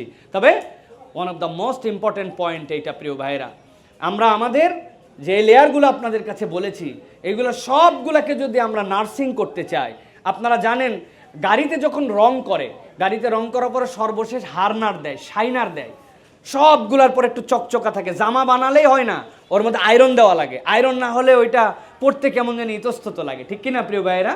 সব দিলাম একটু খুশবু গায়ে লাগাতে হয়। মানুষের সব বিহেভিয়ারগুলা আল্লাহ রাব্বুল আমিন শাইনি করে দেন, সব বিহেভিয়ারগুলো আপনার মধ্যে আল্লাহ রাব্বুল আমিন ইনস্টল করে সেটাকে আপনার মধ্যে মজবুত করে দেন। একটা গুণ যদি বান্দার মধ্যে থাকে, আল্লাহ রাব্বুল আলামিন সেটা কোরআনুল কারীমের মধ্যে বলছেন, আল্লাযীনা ইউমিনুনা বিল গায়ব ওয়া ইউকিমুনাস সালাহ ওয়া মিম্মা রাযাকনাহুম ইউনফিকুন। তোমাদের মধ্যে থেকে যারা গায়েবে বিশ্বাস করো, সালাত প্রতিষ্ঠা করো, আর যারা আল্লাহর দেওয়া রিজিক থেকে তোমরা আল্লাহর জন্য খরচ করো। সম্পদের মালিক আমি, বাড়ির মালিক আমি, গাড়ির মালিক আমি, কষ্ট করে আমি জোগাই, কামাই আমি করি। ওরে বাবা রে বাবা, আল্লাহ বলছেন ওয়া মিম্মা রাযাকনা, বোঝানোর সময় নাই এখন আরবির টার্মগুলা, একবার বললেই হতো। মিম্মা, যা কিছু আমি আল্লাহ, রাযাকনা আমি আল্লাহ দিয়েছি রিজিক, হুম তাদেরকে, ইউনফিকুন আল্লাহ বলছেন আমার দেওয়া রিজিক তুমি ব্যয় করবা আল্লাহর জন্য। আল্লাহ কোরআনুল কারীমের মধ্যে বলছেন আল্লাযীনা ইউনফিকুনা আমওয়ালাহুম বিল-লাইলি ওয়ান-নাহার সিররান ওয়া আলানিয়া ফালাহুম আজরুহুম ইনদা রাব্বিহিম ওয়ালা খাউফুন আলাইহিম ওয়ালা হুম ইয়াহজানুন। আল্লাহ বলছেন যারা দিনে রাত্রে প্রকাশ্যে গোপনে আল্লাহর জন্য খরচ করে, আল্লাহ বলছেন তাদের কোনো ভয় নাই, তাদের কোনো দুশ্চিন্তা নাই। আল্লাহ রাব্বুল আমিন তাদেরকে চিন্তাহীন, দুশ্চিন্তাহীন একটা জীবন দান করবেন। সুবহানাল্লাহ বলেন। পেরেশানি কার নাই বলেন? এখানে কার আমাদের পেরেশানি নাই, কার আমাদের চিন্তা নাই? মনে করছে দুনিয়ায় তো আলহামদুলিল্লাহ ভালো আছি, সেই নিরাপত্তার দেশ। কবরের অবস্থা কি, আমলের অবস্থা কি? মরে গেলে এই দুনিয়া অন্ধকার। আপনি মনে করতেছেন আমি ছাড়া চলবে না, ভুল ভুল ভুল ভুল ভুল। দুনিয়াতে কারো জন্য কিচ্ছু আটকায় থাকবে না।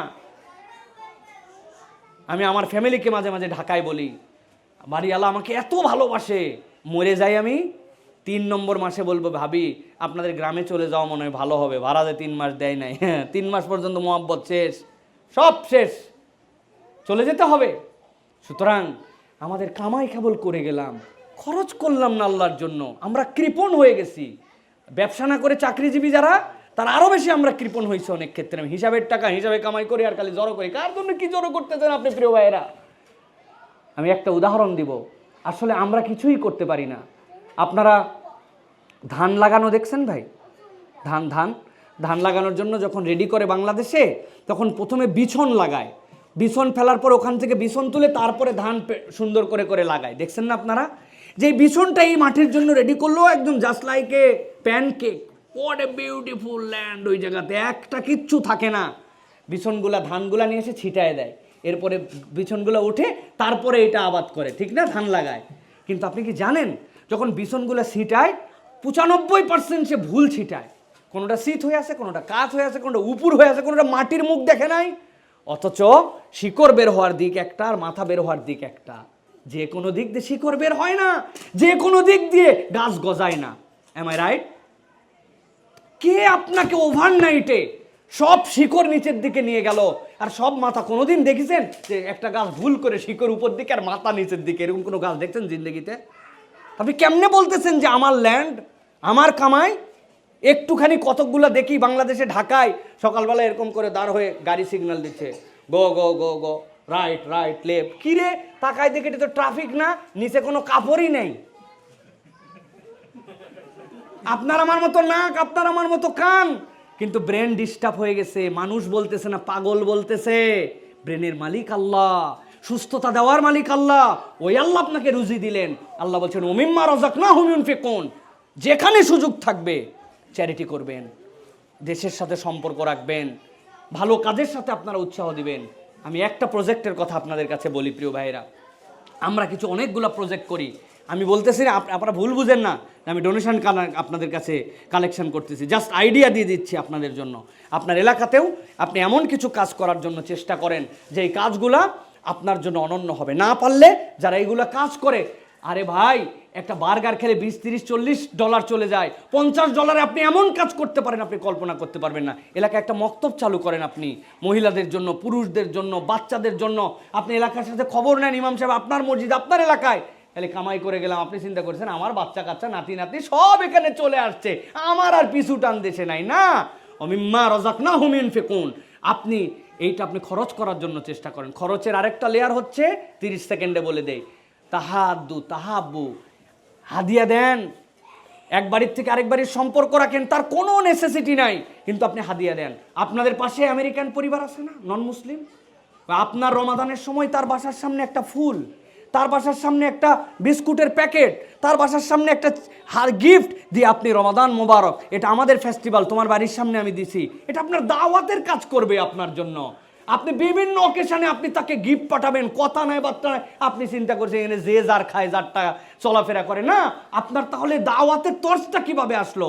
তাহাদ্দু তাহাব্বু, মানুষকে গিফট করো, মানুষকে হাদিয়া দাও, পরিবারের মধ্যে আল্লাহর বলবেন ভালোবাসা বৃদ্ধি করে দিবেন। সুতরাং যে 60টা দিকের কথা বললাম আপনাদেরকে, এইগুলার উপরে আমাদেরকে আল্লাহর বলে আমল করার তৌফিক দান করেন।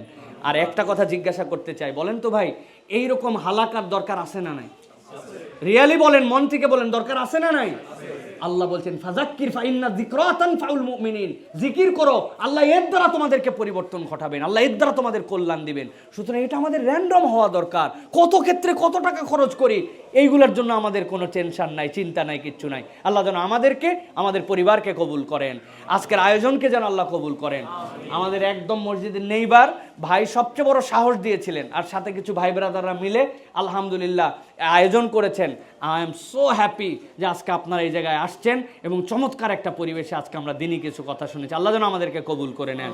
আমাদের সম্মানিত মুরব্বী, তার সম্ভবত ভাইয়ের কথা, কোনো এক ভাইয়ের কথা বলেছেন, তিনি পাশে হয়ে একদম সাম্প্রতিক তিনি মারা গেছেন। আল্লাহ রাব্বুল আলামিন তাকে যেন মাফ করে দেন।